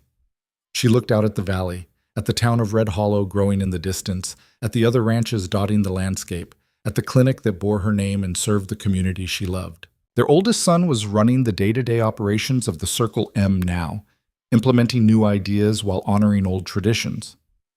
Their daughter was studying to be a real doctor back east, inspired by her mother's example. Their youngest was still finding his way, but he had time and support and a home that would always welcome him. We built it together, Evelyn corrected. The ranch, the clinic, this life. None of it would exist without both of us. Clay pulled her close, and they stood together watching the stars emerge one by one over the mountains. Below them, lights were beginning to glow in the valley, in houses where families gathered for supper, in the clinic where someone was probably delivering a baby or stitching a wound, in the town that had grown from a rough frontier outpost into a real community. This was the life Evelyn had claimed. Not the one she'd planned for in Philadelphia, not the one promised in Silas's careful letters. This was something she'd built with her own hands and heart, something earned through courage and stubbornness and love. No regrets? Clay asked quietly. Evelyn thought about everything that had brought her to this moment, the loss of her father and the humiliation of poverty, the desperate decision to answer an advertisement, the rejection that had felt like the end of the world, the stranger who'd offered her work when she had nothing, the barn fire and the rustlers and all the struggles they'd faced together. Every hardship, every fear, every moment of uncertainty had been a step on the path to here, to this porch, this man, this life. Not a single one, Evelyn said, and meant it with her whole heart. They stood together as darkness fell, and the night sounds of the valley rose around them, the horses in the corrals, the creek murmuring its endless song, the wind in the pines. Inside the house, their youngest called out asking when dinner would be ready. From the clinic, someone was riding up, probably a patient needing help. Life continued as it always did, full of work and worry and wonderful moments of grace. And Evelyn Hart Maddox, who'd come to Colorado as a desperate mail-order bride with nothing but one suitcase and a broken heart, faced it all with the certain knowledge that she was exactly where she belonged. With the man who'd seen her worth when others saw only a commodity. In the home they'd built together. Living a life she'd never imagined but couldn't imagine giving up. She'd come west looking for security and found something far more valuable. She'd found herself. And in finding herself, she'd found everything that mattered. As the stars wheeled overhead and the valley settled into sleep, Evelyn smiled and went inside to feed her family, treat her patient, and live the extraordinary life she'd earned. Her train had brought her to Red Hollow all those years ago, but she'd carried herself the rest of the way. And what a journey it had been. What a beautiful, difficult, triumphant journey home.